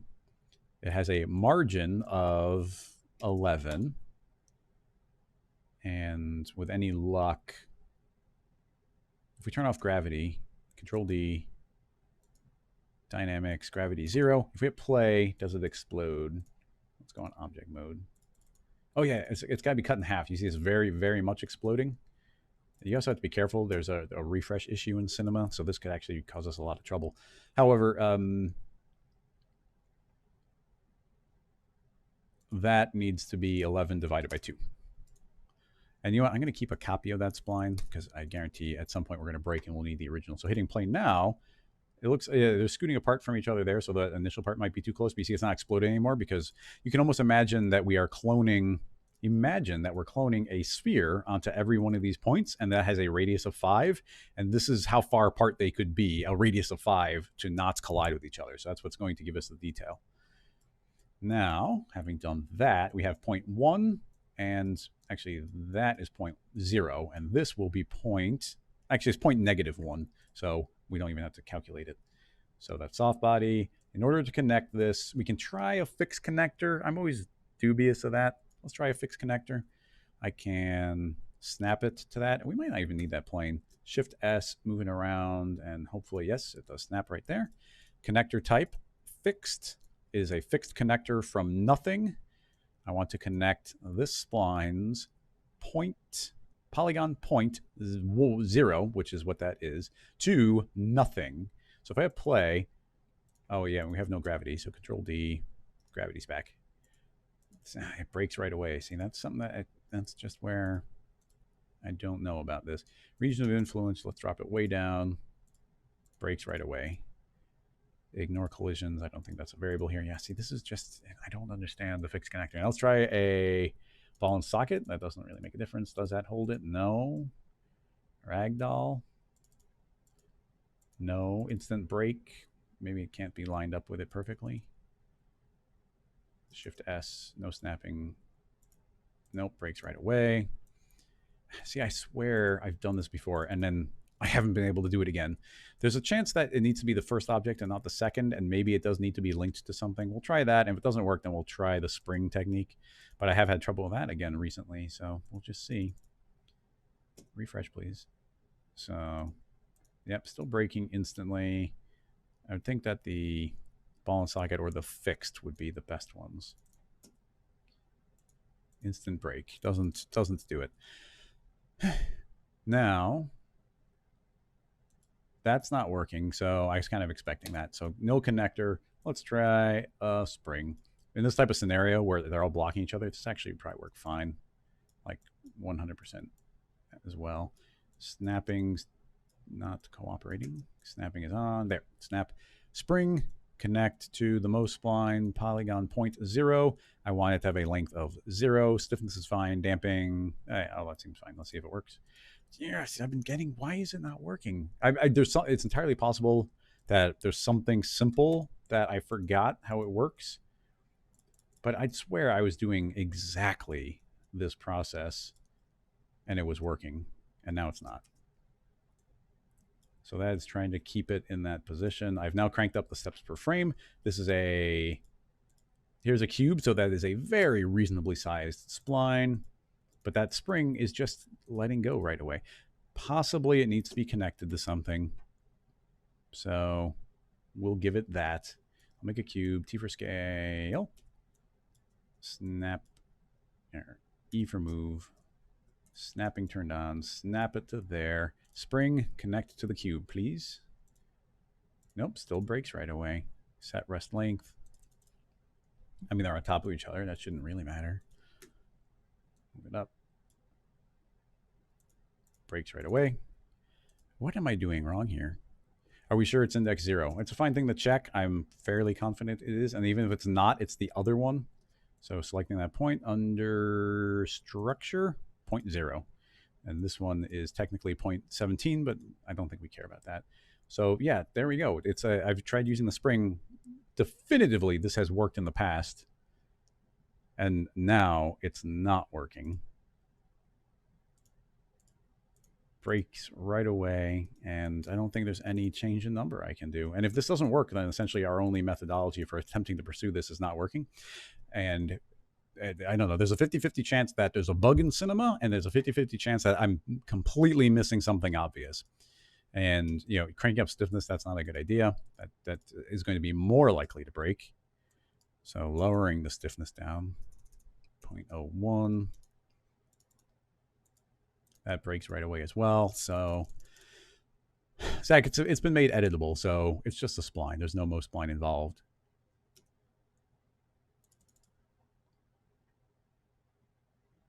Yeah, I don't know. Something I'll have to look into. Why is that not working? I don't know. And the fun part of that one was the all of those wonderful connections happening and them flopping over. So while we could kind of continue and clone a bunch of those onto the surface here, you know, and I mean, that could look neat. So we'll do it, but it's not, my heart's not in it anymore. It's not cloning properly. So we'll put a copy of this in here. Don't need the dynamics. It's cloned onto an object. The object shall be the sweep.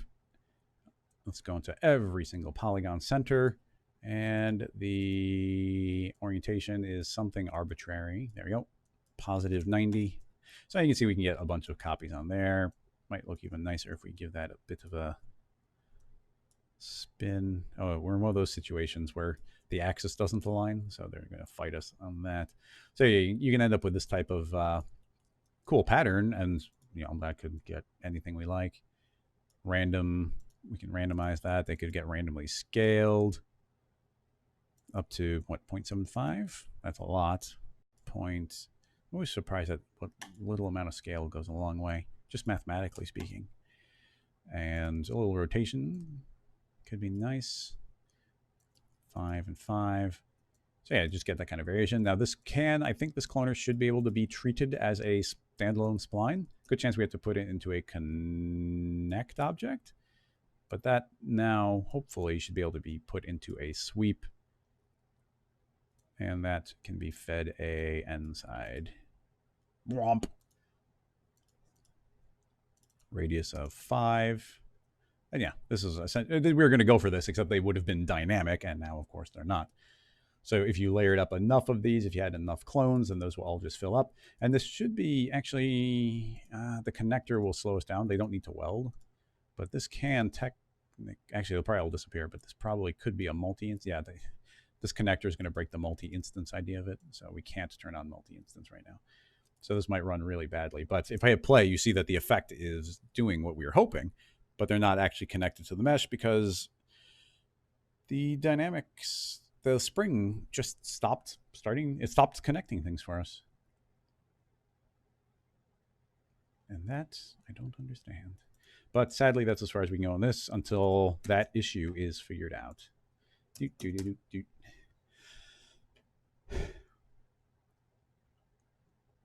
Leo, can you make it dynamic if you make it editable?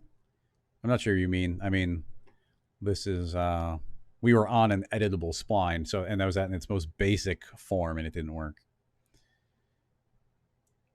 I mean, Mick, I'll click your link here. I don't think it's something we're going to be able to tackle. Yeah, so this is, Yeah. Yeah, I got nothing to add to this. It's like I thought you might be linking to the shot in the Matrix when Neo, the third Matrix, when Neo punches Smith, and they do actually do a great job with it. The I've got nothing to add to this except that you could possibly fake some of this with a Jiggle Deformer.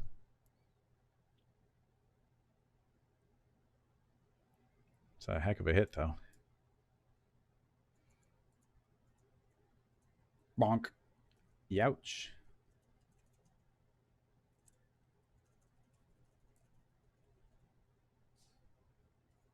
Takes a while to get there. Yeah, I wish I had something more for you, but that's some pretty advanced, like, if it's going to be accurate, that's some pretty advanced, like, simulation where you'd have to have, like, the skin layered on top of muscle, on top of fat, on top of bone in order for everything to accurately move. Is there a very simple version of this? Let's go back and steal this guy. Sorry, fella. This is going to hurt you more than this is going to hurt me. So that is his face. Now, we can't really punch it in a specific spot and have that mean anything. Well, I mean, I guess technically we could make the entire thing soft body and do the hit. But let's try the jiggle version of this. I just want this outer skin. Wow, the eyebrows are separate. That's going to be weird. The I suppose if we're doing, well, we'll keep it simple, but I suppose with the jiggle, you wouldn't necessarily need the to get rid of all the objects. Let's just keyframe the face here. And actually, it'll be nice and calm for 20 frames. And then suddenly, really quickly, we'll have it turn that way. And then stop. So we'll just make it pretty rough, like dunk. Now, is that super duper rough? I don't know. Let's just try a very simple version of this. Jiggle, jiggle, jiggle, jiggle. So not, I'll say it's a local. Maybe local's bad idea.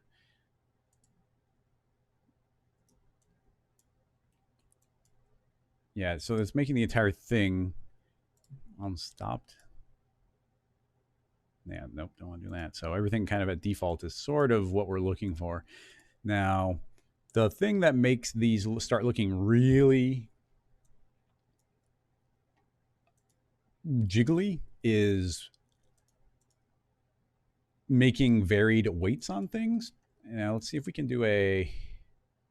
Yeah, we should be able to do a parametric version of this. A nice weight selection tag. Use fields. Linear field, please. One linear field. Zoop. Didn't mean to go 0. That's dangerous. Orient it on Z. That might be fine.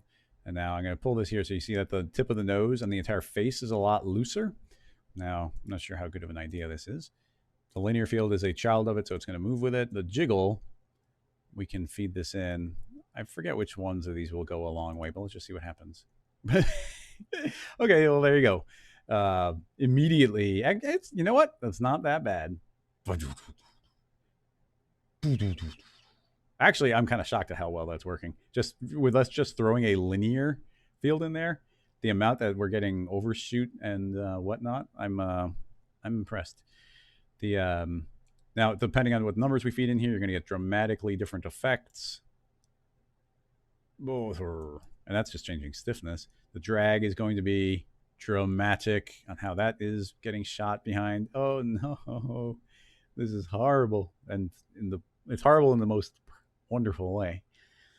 So that is putting it under. Let's go back to default, and we'll put the tag inside of structural instead. Yeah, that's a little more reasonable. Actually, it doesn't really seem to change much. So yeah, that's a no-go. Now let's see what I'm now putting this in drag. That starts doing something, where that bit of the face gets left behind. So yeah, that actually seems to add a little something to it. So if we were to put in both of those and just get these amounts going properly, then I think you actually can get something fairly reasonable. And so you just do the punch as a separate bit, and that being able to do these kind of overlaps is more than I thought we'd get from it, to tell you the truth. Now, keep in mind that you always have your strength slider. So if it was too much, you can just do this absolute one where you can say, okay, less. So now you see you get the effect, but it can be a lot less. Having said that, one of the coolest things is that it's the one that I was most blown away by. There's quite a few settings in Cinema that I don't see any reason for the setting to be clamped. They're always clamped from 0 to 100%. A lot of things in Sketch and Tune are clamped from 0 to 100%. It's like, no, I'll push it beyond 100%. But for whatever reason, Jiggle is one of those things that isn't clamped. So it can actually go beyond its original amount. So this is actually this is double the effect that would have been justified from this amount of movement. So pushing this further and further, you can start getting some pretty grotesque things very quickly. So yeah, strength on you can definitely overdo your strength on something like this. So something more reasonable here, I think, is working pretty well, all things considered. So yeah, I guess there's no reason to go further because that already worked way better than I thought we would have any hope of getting it to. So yeah, Mick, thanks for tracking down the link even further.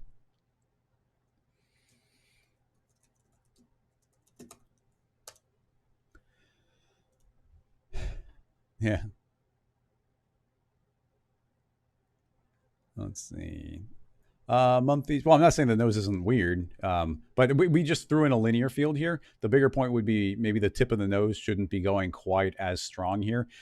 But you have the ability to paint a weight map exactly as you want it to. So like around the lips, you could do a lot more around bits of the nose, but not all of it. And you could do, I could do a second fall off here. If like, let's say we didn't like the look of the nose, I could add a spherical fall off, set it to subtract T for scale, move it to the nose, T for scale, and that's actually subtracting back out from the equation. Actually, that's the opposite of what I want. I want to add. So the nose has more power again. And now that should be more reasonable. Yeah, see, the nose has more control now. So yeah, you can essentially paint with fall offs, which is amazing, or you can paint your vertex map. In fact, technically, this vertex map has already been painted. If we were to, I think, if we just delete, does it actually? I don't know. If I were to turn off fields, yeah, if I turn off fields, this is just painted now. It's got nothing to do with fields anymore. It's as if you painted this by hand, and it's just baked in. So that's pretty cool. And yeah, we get this effect. In fact, all of that is only partial. And the nose was so weird because it was the most red part of it. And it looks like we didn't want anything to quite get to red because then it's going to be 0 on that effect. But now the nose will hold in a little bit better, which is pretty cool. The nose acts a bit weird. What were you expecting? Oh, yeah. And as Basil's saying, you could use a collision deformer potentially to do the punch. Yeah, you could push the face in with doing a collision deformer, or there's other ways of doing. Is this purifying? I always forget which one I'd use to push things further. Honestly, you could use just a plane. You could just use a plane deformer and push things in. Would work. There's a lot of ways of combining it. Let's see. Mr. Keyframes, Redshift. Redshift has been noticeably snappier than Octane. I can't speak to Octane. I only used it when I was developing Lightkit Pro 3 and just enough to try and make things look realistic. So I'm not an expert in it. No, Melties, I know you're joking. Let's see. Somebody post a question again. Otherwise, I'll scroll back up and start tracking them down some more. We've got, actually, we're almost exactly at time, but if there's a quick question, I'm down for answering it. The only thing is on the jiggle, there's no way we can use those field forces to limit them. Sadly, there'd be no way of. We could possibly do a big soft body simulation on them, and then you could put like a nose bone in there, so like that would have a little bit more structure to it potentially. But depending on what you're doing, I am shocked at how well most of that is working for us. Like I think that would read pretty well as what we're going for.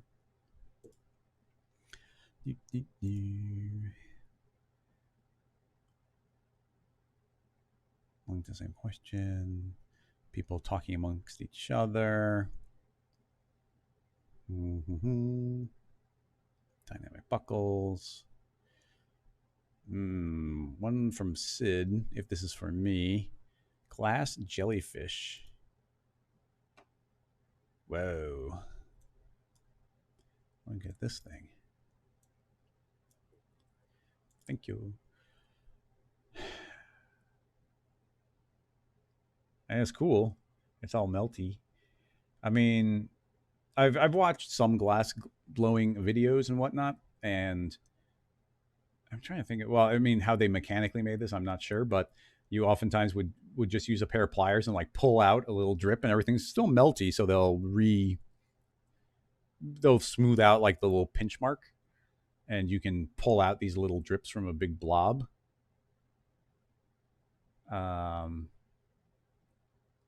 It's almost like the way I would guess would have, and I don't know a lot about it, but I would have guessed that this was made flipped the other direction, and they slowly pulled drops up into the air and let them individually cool a little bit, and then eventually used a blowtorch or something and heated them all up again and flipped it the other direction, and then let all the different drips blob into the ground and become the surface that would hold.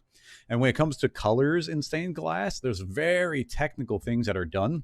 Like if you put gold into it, once it heats up and merges with the glass, it forms like a bright red color. So these different pigments are different things that get mixed with the glass to form the different colors. So there's a lot of science and chemistry going on inside of glass art. Now, strictly speaking, with this as some sort of model, I don't know that there's the splines. The splines are not cooperating with us because of some of the dynamic things happening. But a basic version of that, and because it's real life, I guess we should look at who made it. Jellyfish sculpture dripping. It's by someone, but it's not. Oh, it's from Daniela Forte or Forte. I'm not sure. But let's see. As a super basic version of this, oh, is there much to?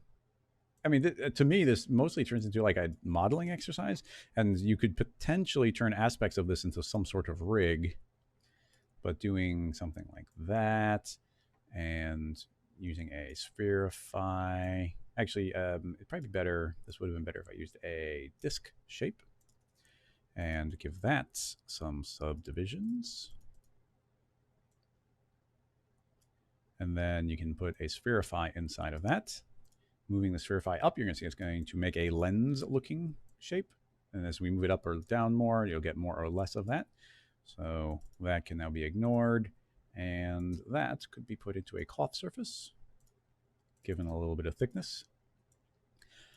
That's probably too much, but we're not going for exactly that same thing. And then I guess maybe just clone onto there.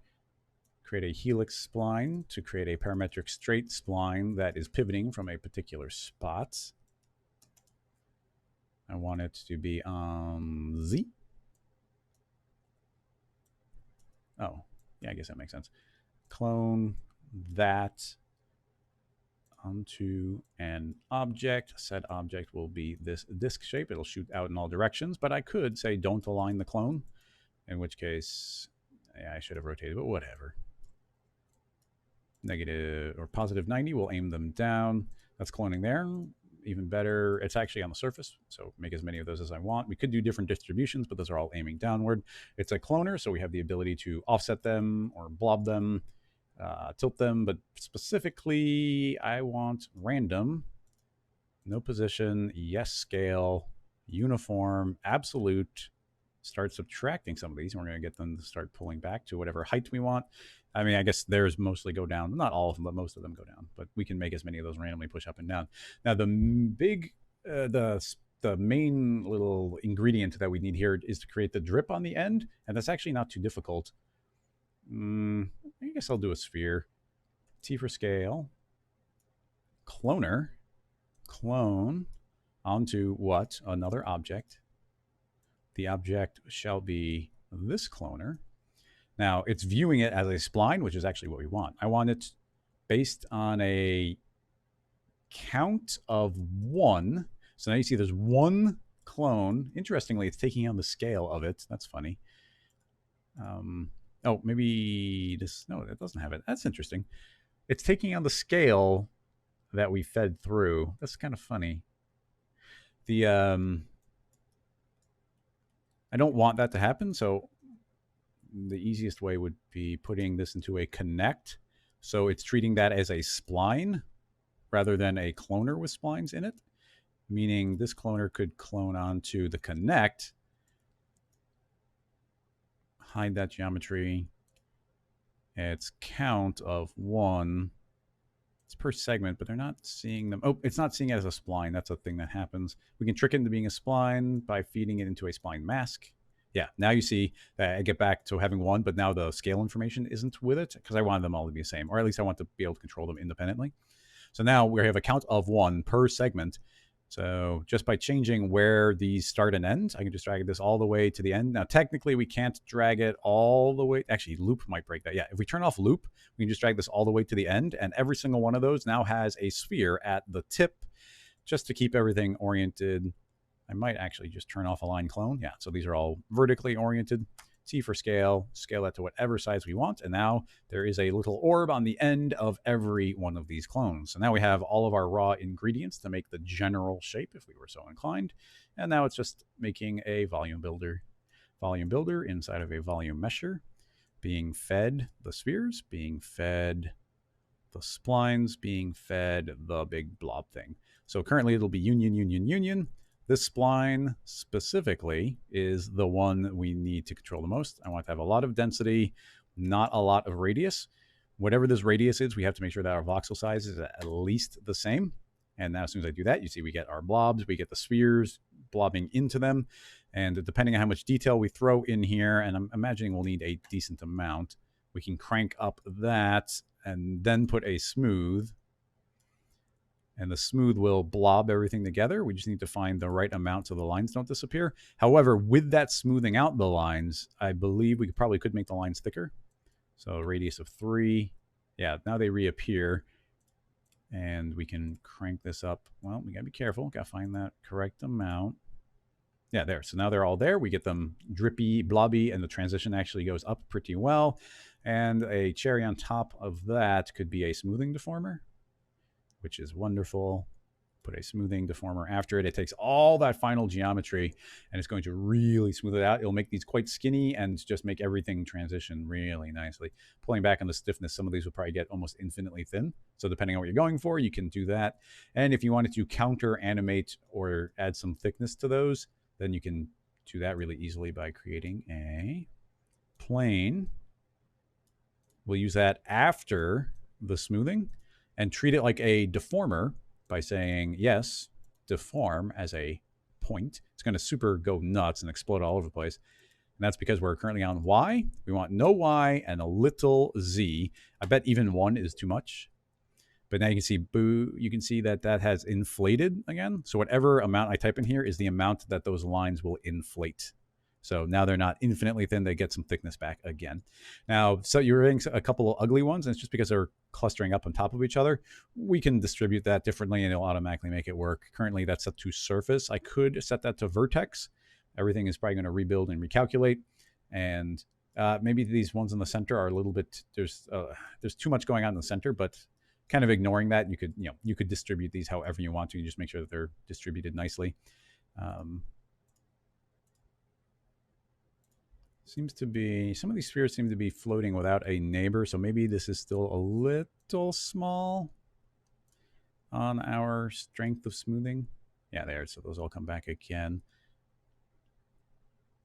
And actually, something that's interesting is the smoothing works on iterations. It keeps on repeating the same algorithm again and again and again. So currently it's smoothing 10 times. We could say, hey, I want you to smooth 55 times.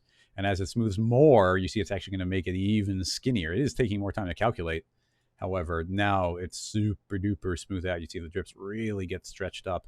And it makes something that's pretty cool and kind of globby and kind of gross. It's surprisingly gross. For the most part, that kind of covers what I want. Keep in mind that at any given point, you are able to change the geometry. Like this top one, it's got a lot of polygons and are really, you're getting the kind of some chunkiness from that. If you wanted that to be smoother, you have the ability, of course, to do that inside your volume builder. Right now, that is this top surface. I can make it the bottom one, create another smooth, and that smooth is happening only to what's below it. So now we could do 2 iterations of Gaussian smoothing, and you see that is getting a lot more smooth up there, but that's not having any effect on the rest of these. You gotta be careful, because if you go too far, you'll pull these out from those. The inner segments of the disc, yeah, I don't have any. We could just rebuild it differently. I'm not. You see the raw idea here, so I don't feel the need to go too much further on that. But if we hit, take a look at the model. Actually, it's a little weird while we're getting a couple floaters here. There are splines for those, right? Let's temporarily turn those off. No, actually, some of them don't have splines. Why would that be? And also, oh, they're actually, yeah. What's going on? Why are they scaling?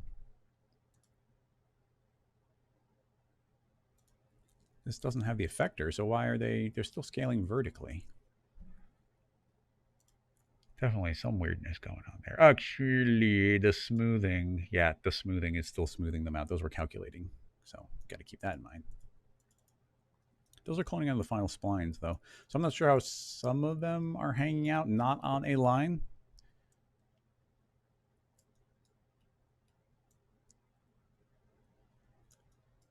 Yeah, I'm a little lost on that, to tell you the truth. Yeah, there's a count of 1. The spline mask could be giving us trouble, maybe.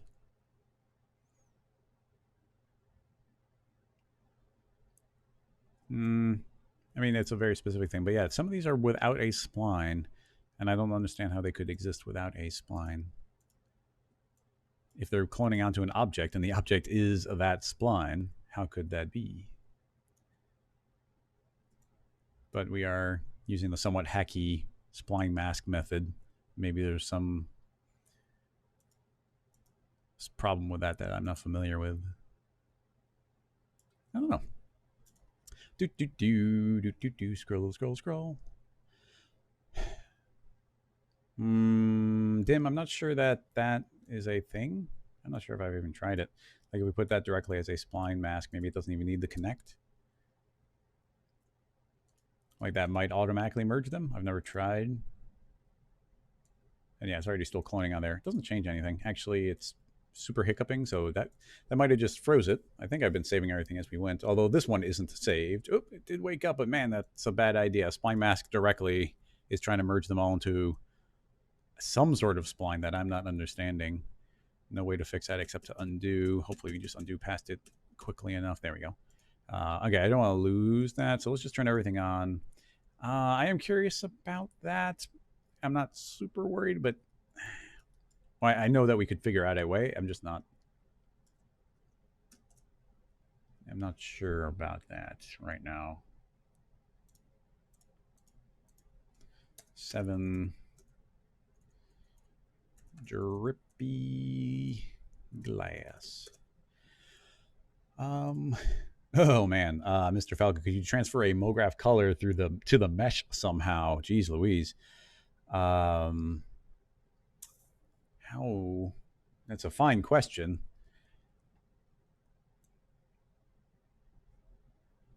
Not a lot of this has color information transferring through. The only thing I could think of that could generate it would be to make some sort of vertex map that's taking on some sort of color somehow. And then you could transfer that vertex map to objects that might not have that vertex map.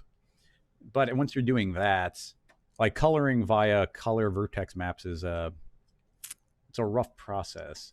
And because we can't really get technically, no, yeah. It's a topic I'm interested in. I've been exploring recently for some tutorials.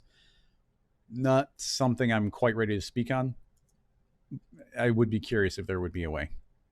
I'll say in my thought, it is using a color vertex map and using fall-offs and fields to drive the color of a color vertex map. But generating color vertex maps pretty much needs to be on a object you've made editable, which gets rid of all the parametricness of it. So that's kind of where my thought is. And also, yeah, you can't put Vertex Map only works on an object that's been made editable, and this is a pretty dense polygon object, so that wouldn't exactly be speedy to calculate. But a couple years ago, try and imagine even making the basics of what we've got here. That would not have been a very easy thing to do. And I was trying to make it as clean and kind of parametric with not very many objects, but you could make other meshes that could be working pretty much as well with less complications. Just in this case, if we were to just make a sphere and a cylinder shape, and we just don't care about the stretching that goes on, we could say, okay, that's a drip right there. That's a drip. I guess we can make it a little skinnier. Something like that. That is going to be our drip. So with that in mind, that goes into the cloner instead of this, and now it doesn't need that or that, and that starts cloning a bunch. So the rotation is obviously different, 0. So now we're making these clones. The smoothing's still happening, ignore that. And these are just too big. So now you can just be like, okay, each of these is its own little independent thing. It can be in a null, so they all get offset. Somehow we're way up in the air. I guess that makes sense. So we can do something like that. And the random effector is still affecting the stretch. I guess I didn't make the cylinder very tall, so that could be way taller. And the sphere could be moved to the appropriate low point. And the entire thing is scooted down so it pivots correctly. There's a lot of eyeballing, but I can see we got these individual little drips happening. That's all completely fine.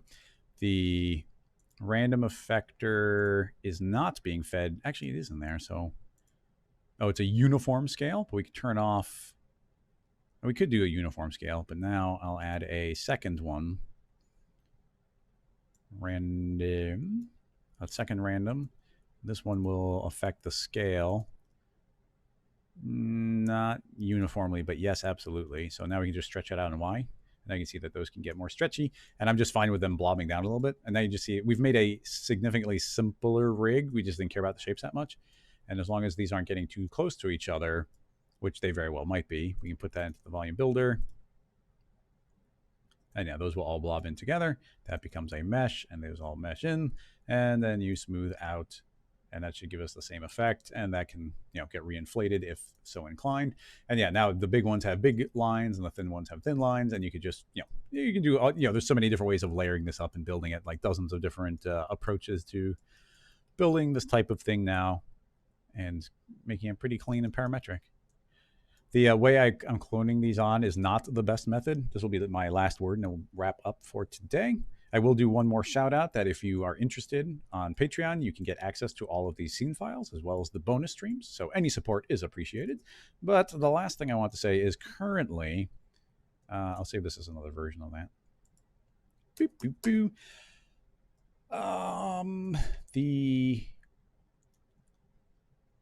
We're cloning onto this disk shape. So we're cloning onto that disk, and let's even delete the spherify. So while I'm cloning onto this, what's happening is that these polygons are really big, and they get smaller and smaller and smaller and smaller as they go. So they end up getting too tightly clustered in. So I wouldn't actually want to do this as my distribution mode. So there's several ways we could fake it. One quick way would be using a helix, lay that flat on the ground, give it a start radius of 0, and take this outer one a height of 0. And now we could spin this around as many times as I want to. Zoom, zoom, zoom, zoom. And now as we clone onto that, then we could start getting a lot more even spacing as it goes. So that's one method that would be kind of neat.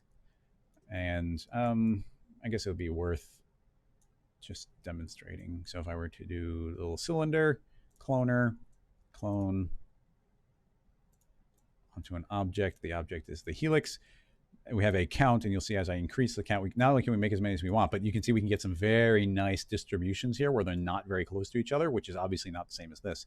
Having said that, there's another method that I have thoroughly enjoyed doing in the past, and you can make some pretty cool rigs from it, would be doing an inner radius on this thing, and then only putting one segment on the depth. So now you can see that we have kind of these very even polygons. You see they're nice big polygons.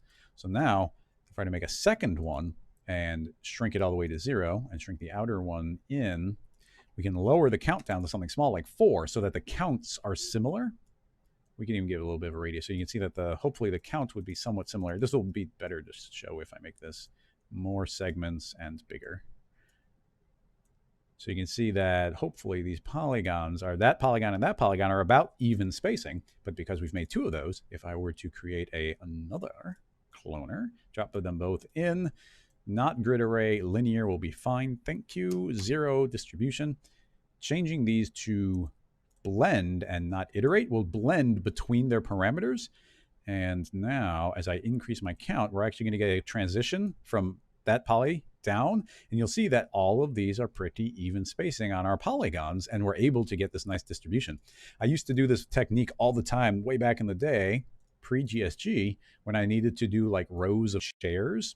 So in this type of case, I could do a big circle of chairs and the distributions are going to be very even. What's even cooler is you could turn on something like slice and maybe cut both the poly counts in half. X divided by 2. And now you can see I get those same even distributions going down. And then the main point here was that using something like a chair, and I'm sure there's a chair in here somewhere. I know for a fact I've seen it. Tables, seating, chairs. Let's grab a nice... I'm surprised they don't have some of the super generic chairs you'd use. Let's use that one. Like your generic wedding chair. But yeah, shrinking that down, cloner, drop that into the cloner, clone onto an object. The object will be this cloner put into a connect. Now, clone onto that connect. I would like 1 per polygon center, please. The rotations are going to be messed up, and it's going to be really slow until we tell that to be a multi-instance. Grab our transform and spin it -90. And now we have an array of chairs. We could hide the original thing, but now I've got even distribution of chairs and a big radial. And because it's super clean and parametric, I could always change, you know, like this inner one is too close. So I could say, okay, we'll pull that out to be the initial one, pull this out. And now there's more spacing on that. Maybe there's a few extra chairs in this middle one. And you can see that the distribution just automatically cascades through the rest of them. So this type of parametric building of a rig to get exactly what you want from something is really cool. So that's where I tend not to sweat it, but you can see that these are 2 different completely unrelated distribution modes that you could do and get the type of spacing that you want rather than the big messy clumpy one from just throwing in a regular cinema disc. So that's another neat file. Save this for sort of, I guess it's kind of a C, but it's all about distribution. Distribution. Shanti. Close enough. The chairs do close. Yeah, we have to fill in like every 4th chair there for sure. I guess we can just take this and say X divided by 4. Maybe. Yeah, there. Oh, well, some of them are still lined up, but it's closer. Oh yeah, and then there's still so many cool things you do here with a cloner because we're still stepping on each one. So we could offset them like this. Like, look at that. I can twirl this around and keep in mind the shape that we're actually feeding it. You can see how those are offsetting. So you can just see how we can start getting some really cool patterns here. How those will lay out like that. And if you wanted to get really nuts, you can get that kind of thing. So that's an event I want to go to. Whee! So yeah, fun stuff. That is going to be the main part of this. There it is. All right, that is going to be the main part of this. Thank you so much, everybody, for coming and hanging out. Keep an eye out for next Tuesday's tutorial. Also, if you enjoy this type of content, if you like these people who are hanging out and asking questions, answering questions, good conversations on YouTube and on Twitch, you can head over to Rocket Lasso's very own Slack channel where there's people asking and answering questions, chats going on during live streams. I announce that the live streams are happening. There's little contests that happen and things like that. So it's really fun. So you should head over to rocketlassoslack.com and you can join the Slack channel. So make sure you do that as well. That should wrap everything up today. I'm trying to think if there's anything else I'm forgetting, but no, I think we're all good. Make sure you check out the archive channel for this as well. Subscribe to the Rocket Lasso YouTube channel. But that should cover everything. Thank you so much, everybody, for hanging out and watching. I appreciate it. I'll see you tomorrow on the bonus stream. Otherwise, I'll see you Tuesday on the next posted tutorial, or next Wednesday for Rocket Lasso Live episode 30. So that'll wrap it up. Bye-bye, everybody.